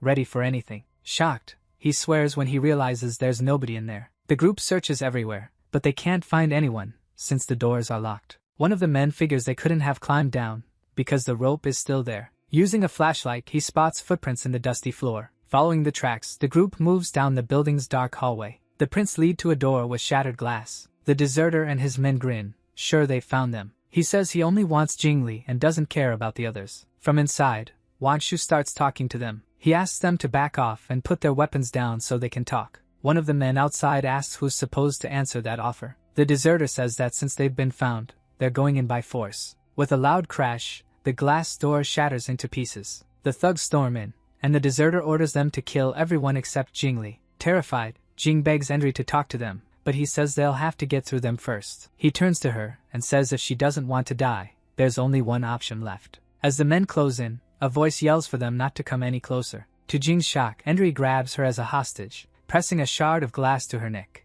Confused, the deserter asks Endri what he thinks he's doing. Wanshu and Grandpa Bao are shocked too, not understanding what he's doing. The deserter mocks him, saying he only didn't get away because of the girls slowing him down. Endri says he'd rather kill her than leave her in the hands of people who want her dead. Wide-eyed, Jing watches in silence. She realizes he's just pretending, and the glass isn't actually hurting her. The long-haired man says Endri isn't fooling him, and promises he'll be safe if he hands Jing over. Washu says he always knew that guy was no good, but he never thought he'd be that heartless. The man explains he's doing it to keep Jingli safe. Annoyed, one of the men questions the plan. To make it look like he's really going to kill her, Endri slices her finger where nobody can see. Then he hints that he cut Jing's throat, and that he'll do worse if they don't back off. The deserter hesitates, not sure what to do, while the long-haired man looks tense. He decides the whole thing has gone completely insane, and they'll have to stay in the museum. Outside, Nyatong's truck gets ready to hit the museum with zero mercy. Pumped up, one of Nyatong's guys suggests taking people and valuables back with them. Tongzi orders them to capture the killers alive so they can make them suffer a fate worse than death. With a shout, he tells the driver to floor it, and the truck speeds toward the museum. The leader of the other group says things are getting out of control and there's no going back now. A survivor yells that they're turning Guanghan into a joke and they won't have anywhere left to live. The other leader tells everyone to calm down, saying they need Jing alive and can't hurt her. Suddenly, a loud noise startles everyone, and they start asking what just happened. A man shouts that he heard gunshots coming from where the prisoners were. The other leader tells them to keep their weapons ready, in case the prisoners escaped. Outside, a bright light blinds the survivors who were in the dark. Someone yells that it's headlights from a vehicle coming straight at them. The leader screams for everyone to get away from the doors. Danger's coming. Nyatong's truck smashes into the museum, blowing through the glass walls with a massive crash. The survivors scream in panic when they recognize Nyatong's vehicle. Now they see everything they were told was true. In the middle of the chaos, one survivor gets shot in the head. As his body drops to the floor, a man yells in shock that they killed him. Smoking in the truck, Tongzi tells everyone to wake up, while his men shout that the hunt has started. Armed, they rush inside, and one of them yells that he's gonna win by killing the most. Gunshots echo through the museum, mowing down survivors without mercy. One man complains he can't aim, but another laughs, saying there are targets everywhere. Another thug laughs that some of them didn't even get the chance to wake up. Chaos takes over the hall, with bodies all over the place. A survivor stands up yelling for everyone to find weapons and fight back. One of the men gets shot clean through the eye. The masked man laughs, saying he's already winning the kill contest. He brags that he's beating his buddy by 3 headshots. But then, out of nowhere, his friend gets hit by a shot. The man yells for everyone to take cover, warning that the survivors have guns too. He fires back, trying to shield himself from the shots coming his way. Hiding behind a wall, an armed survivor says it's all over. The survivors regret not believing the group, but it's too late now. With barely any weapons, a woman says they won't be able to save anyone. In the middle of the gunfight, her son screams in panic, calling for her. One of Nyatong's men orders them to focus on the armed ones, since they're providing cover. The deserter hears the chaos, and realizes the truck has crashed into the museum. Annoyed, he says the gunfire is loud and asks what the group is doing there. The deserter accuses them of stalling to force them to let them go, or everyone will die. Endri asks if he's going to kill everyone in the lobby, and then come back to threaten him. One of the men from the other group suggests falling back and waiting for the enemies to leave. The long-haired guy says they can't get out, because the Nyatong group is 1 floor below. He goes on, saying there's no point in taking Jing's body if she dies. The deserter asks if they really need to protect the girl and whether there's any other option. Endri tells them not to dare touch her, and wishes them good luck saving themselves. The long-haired guy tosses Enri a gun, asking if he feels better now. The gun lands near Jing, shocking Grandpa Bao, who asks if the guy's lost his mind. The man says they need to work together to save the immune girl. Grandpa Bao picks up the gun, saying that if they try to betray them, bullets will make them pay. Suddenly, someone yells that people are coming up from below, putting everyone on alert. Downstairs, one of them says it'd be best to run to the other floors, so the enemies say they'll deal with them later. On the other side, one of the men warns his buddies about the ones fleeing through the hallways. The leader of the people who lived in the museum lies in wait, ready to shoot if he has to, but they know they could lose, since they're being surrounded from all sides. Then one of the enemies finds that man and shows up with a bomb. Without hesitation, he throws the bomb into that room. He even covers his ears because of the blast. And with the explosion, everyone in there gets hurt. One of them asks if the others are okay, but the leader says he can't really hear him. The worst part is when he looks at his leg and realizes a chunk is gone. Aiming his gun, the enemy says it's over for them there. Then the pink-haired woman tells them to look for survivors and bring them to her. A man orders them to bring any working fans and anyone alive they find. The thugs go into a dark room, sure they won't be found if they hide. Hidden with Jing, the group hears the men getting closer, and Enri tells everyone to be quiet. Jing begs not to be hurt as the thugs move toward them. One of the men gets hit by a shot and drops dead, giving away the hiding spot. The thugs notice the door has been forced, and that there are people inside. With guns raised, they get ready to go in and find whoever's hiding. They decide the room is a dead end and order the place searched again. One of the men finds a small gap in the stone wall. Peeking inside, he says there are only tables with stones on top. They decide to go back and check the room's entrance one more time. Still hiding, Enri and Grandpa Bao realize they won't be able to stay hidden much longer. One of the men asks for a boost so he can climb up and look at something that caught his eye. Heart pounding, Enri realizes they're screwed. They've been found. The enemy points to the spot, while the deserter is hiding right above. Holding his gun, he tosses it to draw the thug's attention. The gun ends up landing near a few men who were hiding. Now they have no way out. They're going to be found. With nowhere to run, one of them grabs it and gets ready to shoot. But before they can even do anything, they're taken out. One of the enemies gets pissed, because his buddy had said the room was empty. He orders them to search the bodies and head back to the museum's main lobby. With the area cleared, they get ready to leave, since the others have already come back. Relieved, Enri says it was a false alarm and that they're safe for now. Noticing the grime on her neck, Jing decides to ask Enri something, but he signals for silence, holding a finger up. Other fugitives thank the men who were hiding, because without them they'd be in trouble right now. But the deserter is irritated, because now he's without a gun. A man comments that the lost gun was well cared for and had some custom parts. Another guy offers to trade a shotgun for 5 packs of ammo. One of Nyetong's goons asks what's going on upstairs, but they didn't find anyone. Shocked, Nyetong's leader wonders how it's possible they didn't run into them. He figures that since the backpacks weren't taken, they've still gotta be inside the museum. Tongzi says it's hard to find someone in a place that big, with all those hallways. She stomps out a cigarette, and says it's better to just wait for them to come out on their own. The group's leader walks up to that mom and her kid. Drill in hand, she says she's doing a good deed, starting with the boy. Several people, already dead, are scattered through the corridors. The long-haired guy says Nyetong's goons have already come down. With a makeshift weapon, the old man tells the deserter not to move. The deserter taunts him, saying a wolf without claws can't eat anyone. With the weapon pressed to the back of his head, the deserter gives in and says he'll back off. The pink-haired woman yells at the new prisoners, accusing them of killing her people. The girls are stunned when they hear that. Enri watches as Tongzi says the survivors could have worked for them. She goes on, saying that now they're forced to die for the sins of that scum. A wounded survivor apologizes, saying he doesn't know how he's supposed to believe them. Tongzi points the drill at his head as he begs for mercy. With a scream, she drills into the man's skull. Another survivor screams in horror at the brutal scene he just witnessed. Tongzi yells that she's not kidding, and that she's going to get revenge on whoever killed her men. Desperate, a man offers to help the group and go up the stairs. But the woman doesn't let the poor guy get away unharmed. Once again, she uses her drill. Tongzi gets annoyed by the noise and asks why they can't be a little more polite. She says she's a woman of her word, and if the killers turn themselves in, the others will live. Tongzi warns that every 10 seconds, someone will be killed until they surrender. Jing realizes people are going to die because of her, and that she has to save them.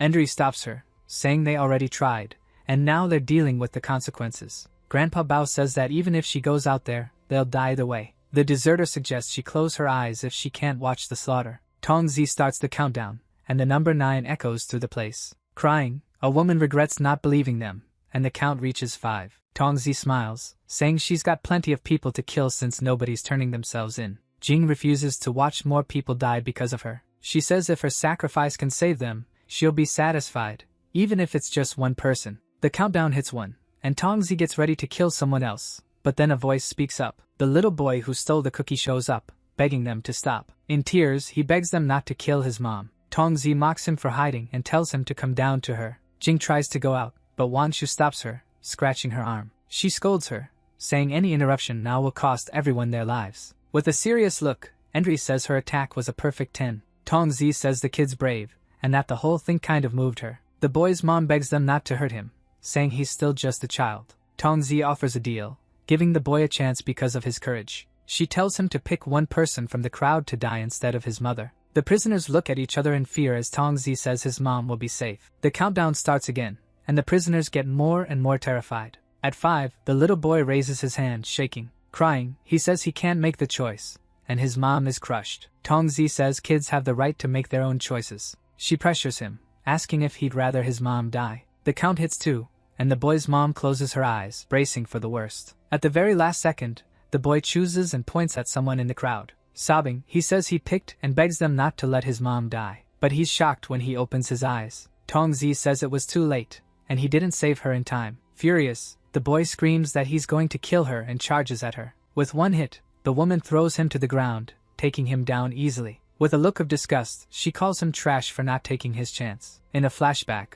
we see a gate opening. The old man opens the door and says that with the money the other guy paid, he can pick whichever one he wants. Inside, there are a bunch of little kids locked up. One of them is holding a fork. Smiling, the man says he likes the girl's attitude with the fork. The girl swings and scratches him with it. Then she tells him not to come any closer. He laughs at her, asking if she seriously thinks she can kill him with that thing. He dares her to hit him in the throat and starts counting to 3. He even points out exactly where she should stab. Terrified, the little girl is shaking, gripping the fork tight, not knowing what to do. And when he sees she can't do it, the man snatches it from her. Then he grabs the poor kid by the neck, saying she blew her chance. The old man tells him to take it easy, hurting her is bad for business. With a grin, the man says he liked the look on her face and tells the other guy to take the rest of the kids away. Crying, the little girl begs them not to leave her alone with him in the container. Back in the present, the boy is crying hard for his mom. With her face all dirty, Tongzi watches with this cold, calculating stare. She orders them to grab whatever they can and toss the remaining prisoners in the trunk. One of the goons questions it, but she says they already killed 3, and the rest won't make it out alive anyway. With a nasty smile, she says that if they don't cross the bridge, they won't last more than 3 days. The deserters group looks over the museum lobby, now quiet and dark. One guy suggests looking for survivors, but another just wants to get out of there ASAP. Suddenly, he steps on a wire and sets off a trap. There's an explosion, and the blast throws him back. The deserters group realizes he stepped on a mine and got completely torn apart. When they check what's left, they see shrapnel hit his skull, and that there are more traps around. They spot another stretched wire with a piece of cloth tied to it, marking yet another trap. Looking down, they realize Nyatong's group was sneaky and left traps everywhere. One of the men says the rumors about Nyatong having heavy firepower were true. Using a flashlight, they look up and find the little boy tied up and gagged. One guy says only an idiot would try to save him, but the kid is crying in fear. They realize the boy is surrounded by tripwires. He's bait. One of them suggests using a bone to mess with the trap, but another guy stops him. Someone warns that pulling one wire could set off the others, and offers to cut them instead. Grandpa Bao hands his gun to Wang Shu, telling her not to let anyone come close. Grandpa Bao says these traps are child's play and that he can disarm them. He explains that once you spot fishing line traps, they're not that dangerous. Carefully, he holds the grenade pin and peels off the tape, disarming the trap. Grandpa Bao tells Endri to find where the boy is tied so they can untie him. Endri wonders where he's even supposed to look, while Jing sits there, sad. Then the old man warns everyone to be careful, because there could be more traps ahead. Our hero gets annoyed that he's only saying that now. Endri crouches down and starts disarming another trap, following the instructions. He celebrates when he pulls it off and asks if he can untie the boy now. Tied up and gagged, the little boy thrashes around, unable to talk or move. Grandpa Bao calms him down, telling him not to cry and that they'll get him out soon. He cuts the rope, and the boy drops into his arms, crying and squirming. Grandpa Bao holds him and praises him, saying he's a little champ for hanging in there. With his face messy from tears, the boy tries to say something. Wan Shu turns, confused by what's happening on the other side of the hall. The deserter and his men watch, shocked, not understanding what they're seeing. Endri yells a warning to Grandpa Bao, pointing at the floor under his feet. A grenade with the pin pulled loose rolls along the ground, ready to blow any second. Before leaving, Tang Zi wraps tape around the grenade. She praises the boy for being brave and says that as a reward, she won't kill him. Smiling, she says the boy's fate is in his own hands. The grenade, with the pin already pulled, is strapped to his back, ready to explode. Grandpa Bao shouts a warning and runs to grab the boy before it's too late. He throws the boy away, trying to get him clear of the grenade on the floor. In one quick move, Grandpa Bao dives on top of the grenade. He curls up on the floor, using his own body to shield everyone from the blast. The explosion goes off, and someone screams Grandpa Bao's name in despair. Lying on the ground, the little boy won't stop crying. Across from them, the long-haired guy can't even believe the old man actually did that. Washu tells Endri to go help. The deserter walks up to Grandpa Bao's body and asks how he's doing. With a grim look, he says he doesn't think they'll be able to save him. He explains the floor absorbed some of the blast, but the sacrifice was still fatal.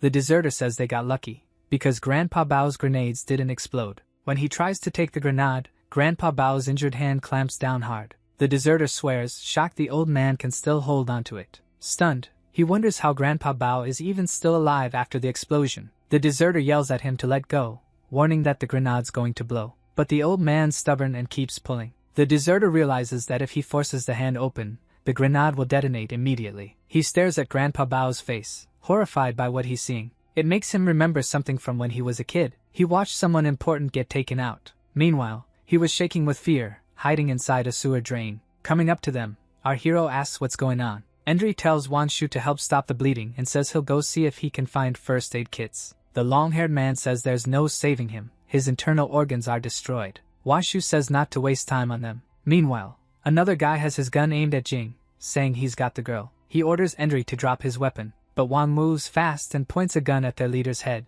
The man panics. He's still holding the grenade pin. Confused, he wonders if they'd really do it. And his boss tells him to stop being an idiot. They need more people if they're going to take down the Nyetong group. The long-haired guy agrees with the deserter and tells him to let Jing go. The thug backs off, and Jing steps away, relieved to be free. Annoyed, the deserter says they're risking everything for one person. Everyone gathers around Grandpa Bao's body, worried about his injuries. With his face all messed up, the old man is still breathing, but barely. The deserter says he understands what the old man's trying to say, which confuses the others. He says he needs them to face the Nyetong group, and that he won't betray them. With that, Bao lets go of the grenade and allows the other guy to take it. The deserters impressed the old man managed to do that while half-conscious. He says moving him would only make it worse, and that he's got maybe half a day left. He offers to give Grandpa Bao a quick death, but Endri threatens him. Washu says Grandpa Bao can't be saved. His arteries and bones are shattered. Endri refuses to accept it, saying the smell will attract the infected. Washu says they can't block the entrances and tells everyone to wait outside.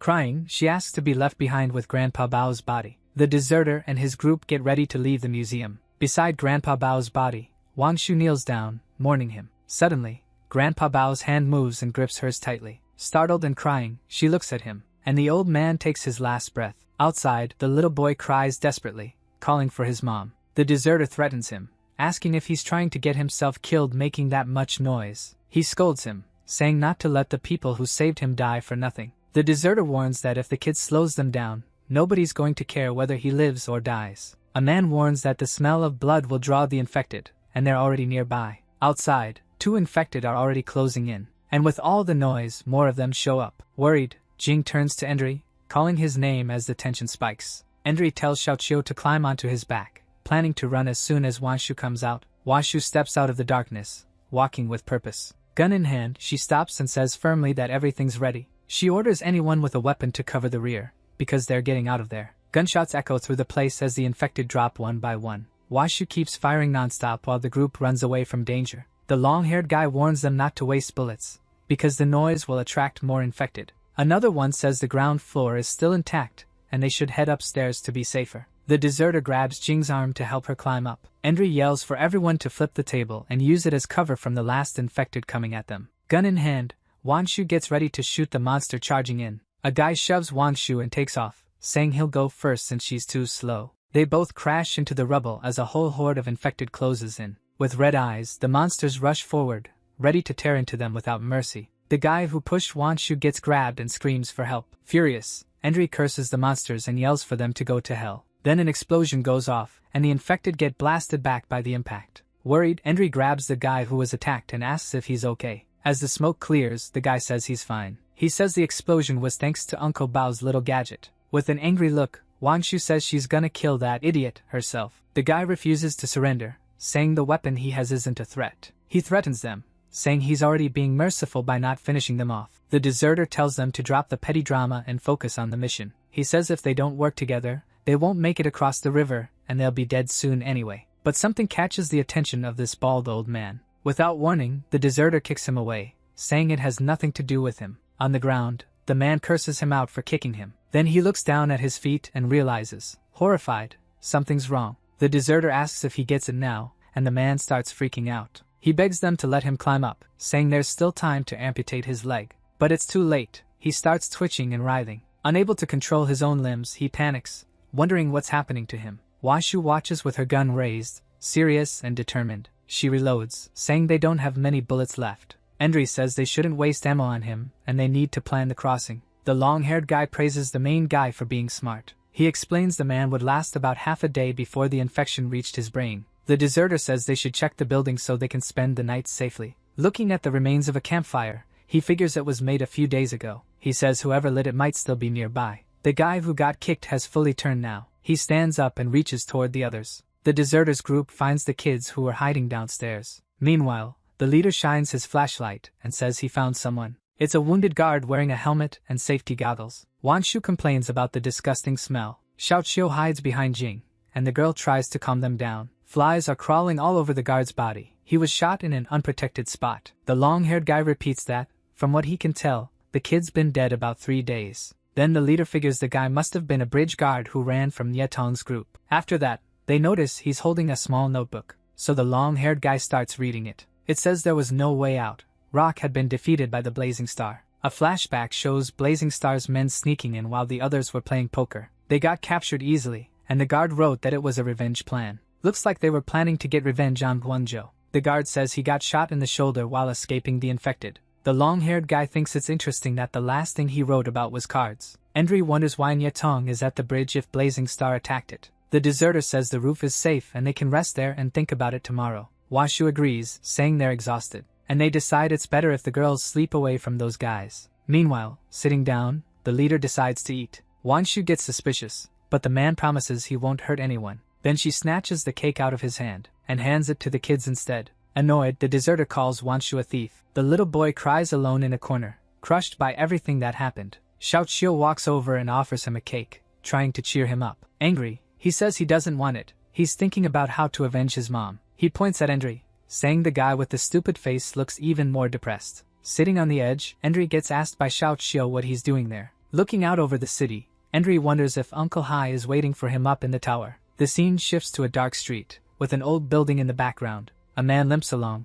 singing as he leans on his crutches. Still limping, he keeps going down the empty street, singing some old song. He looks at the building while singing about being like mandarin ducks. Out of the shadows, a hooded guy watches him, holding a bat. The man turns around, like he can feel someone watching him. The hooded guy attacks from behind. As he runs, the old man asks who's there. He was already close to his hideout, but he gets taken down by the hit. With one crutch snapped, he falls to the ground, totally defenseless. Then he reaches for a metal jar. He begs not to be hurt, offering all his money, saying it's in the box. The hooded guy grabs the box and opens it, showing a bunch of coins inside. But he complains it's barely any money, and when they look closer, they realize they're just kids. With a stick in his hand, one of the boys asks if he really thinks a kid would hesitate. The old man tries to talk back, saying they're young and there are other ways to live. The boy cuts him off with a hit, telling him not to make him laugh. He mocks him for being blind and crippled, begging just to survive. Smiling, he asks why he doesn't just die already. The old man says even if his eyes and legs are useless, he can still live. He explains his hands and ears still work, so he can get by. The boy wonders if he should let him live or kill him with what little he's got left. The man tightens his fists, thinking about his choice. The boy throws the money box on the ground, scattering coins everywhere. With a look of disgust, he says he can't even bring himself to look down on someone that poor. The hooded kid complains, but the other one tells him to shut up. He says they should leave and find someone else to rob. Frustrated, the deserter says that old bastard is haunting his dreams now. Looking out at the city, he asks why the guy doesn't just give up on everything. The scene changes to Nyetong's hideout, which is a total mess. Two drunk guys complain the booze was weak. Tongzi kicks someone who's basically passed out from how drunk he is. Annoyed, she complains that he's sleeping in his own puke. One of her goons says they got carried away after yesterday's big score. Grossed out, Tongzi picks up her lighter, covered in vomit, and complains about the smell. Outside, someone yells for them to come out and talk. He says if they don't, he's leaving. Smiling, she says they showed up right on time for the shift change and that she'll open the door. But it's the deserter, and he says he was at the museum while she was wiping everyone out. Her goon is even shocked to see him there. With a smile, the deserter says he didn't bring any weapons and he just wants to talk. Tongzi comments on how gutsy it is for him to show up there. They decide to bring him inside and kill him if he says anything stupid. With the deserter on his knees, one of the goons says both leaders are listening. Meanwhile, he thinks to himself that Nyezi is basically a monster. The deserter offers up the group's location in exchange for a weapon, food, and safe passage. The boss looks down on him for selling out his own people and says they won't last long anyway. Tongzi says there's no need to spare him and suggests cutting out his tongue. The deserter reveals there's an immune woman with them, the one who caused the city to fall. Nyetong's leader says he's heard about immunity, but he's not interested in any vaccine. The goons laugh, saying there's no point going back to the old world. Tongzi says with the girl, they could bargain for food or medicine. One goon says that would just get them in trouble with the other groups. Laughing, they say nothing would change. They've always been a problem for everyone else. One of the drunk goons cracks up at the leader's jokes. Another agrees the trade is worth it, even with the risk. Tongzi says since everyone agrees, she'll accept the deserter's deal. Smiling, she promises Nyetong will hold up their end of the bargain.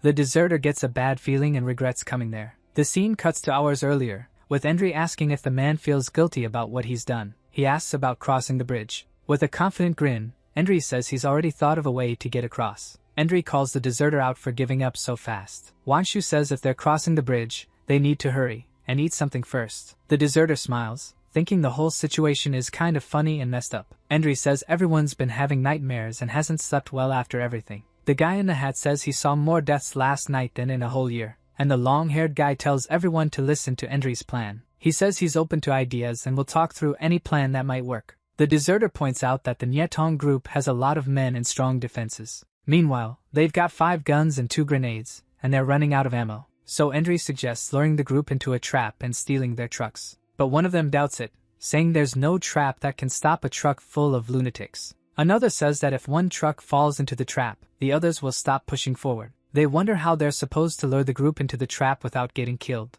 Endri says Nyetong doesn't kill for fun, they kill for resources. He explains that if the group finds out they have something they want, they'll come after it. With a determined look, he says all they have to do is set the trap and wait. Someone else questions the plan, saying they don't have anything left to use as bait. Endri tells him to use his brain, reminding him they've still got an ace up their sleeve. He points at Jing, saying she's what the Nyetong group wants, and can have. The deserter gets it. They're going to use Jing's immunity to lure them into the trap. The problem, Wang says, is choosing who's going to provoke the group and lead them in. The long-haired guy says they need a new face, since theirs are already known. One man refuses to go, saying he's not going to risk his life and be used like that. Another supports the plan, but worries about whether the bait will survive. A young guy asks what kind of trap could beat a truck full of enemies. The deserter says Endri must have already thought of something. With a grin, Endri scratches his nose, thinking about how to explain it. The deserter says weak people will just mess everything up, and that this is life or death. He volunteers to go, saying he'll do it himself. Back in the present, the boss is already in his truck with his henchmen. He asks the deserter if he really feels nothing, knowing his former teammates are about to be wiped out. The deserter answers that of course you do whatever it takes to survive. Nyetong's henchman says you can only really live life to the fullest when you're aware of death. He suggests the deserter not cross the bridge, and just stay with the Nyetong group. From the back, the deserter tells them to slow down. They're almost there. With a serious look, he says they've reached the meeting spot. They're standing in front of the abandoned hotel. The Nyetong group gets ready to attack, with orders to kill everyone except Jing. Hidden in the bushes, Endri and Wanshu watch the enemies closing in. Wanshu comments on how many men and weapons the Nyetong group has. One of the guys on the protagonist's side points out that huge boss. Endri reminds them to just stick to the plan. Wanshu notices the Nyetong men have stopped advancing and thinks something feels off. They're already close to the entrance. Nyetong's henchman tells his men to spread out and hide separately. The masked leader orders the deserter to go to the courtyard and draw the group out. The deserter realizes this won't be easy. They're already suspicious. He worries that if they start yelling, they might wake up the monsters inside the hotel. Suddenly, Endri shows up, and the deserter, startled, asks what he's doing there. Endri lies, saying they found some drinks, and that they didn't take anything valuable. The deserter invites him to come upstairs and drink with them before they leave. Endri praises how fast the deserter reacted, but signals for him to stay quiet. Outside, the enemies watch, thinking it's working. The masked leader says to leave the deserter alone. Thieves have principles too. Right after that, he gives the order, and his men move in. With weapons in hand, they rush toward the abandoned hotel. Nyetong's men storm the place, ready to attack. Surprised, they wonder where Endry's group went, because they can't find them. Then they run into an infected person pinned to the wall by roots. Everywhere is packed with infected, and they realize they can't go in. Outside, a man says there are snipers and they need to be careful. The day before, Endry drew a map, explaining the layout of the place to the group. He explains that a car blocks the entrance, and the bushes create a bunch of pocket-like hiding spots. The protagonist reveals his plan: lure Nyetong in and wake up the infected. One man doubts the plan, saying it's way too messy and risky. The deserter says that on the battlefield, the ones trying to survive are the ones who die. Smiling, he says the more dangerous it is, the easier it is to catch the enemy off guard. Outside, the group starts shooting to draw Nyetong's attention. The men fall for the trap and, realizing they're at a disadvantage, rush back inside. The masked leader orders them to find the two liars who lured them there. Bullets ricochet off a white car. One of the fragments ends up hitting one of the guys in the face.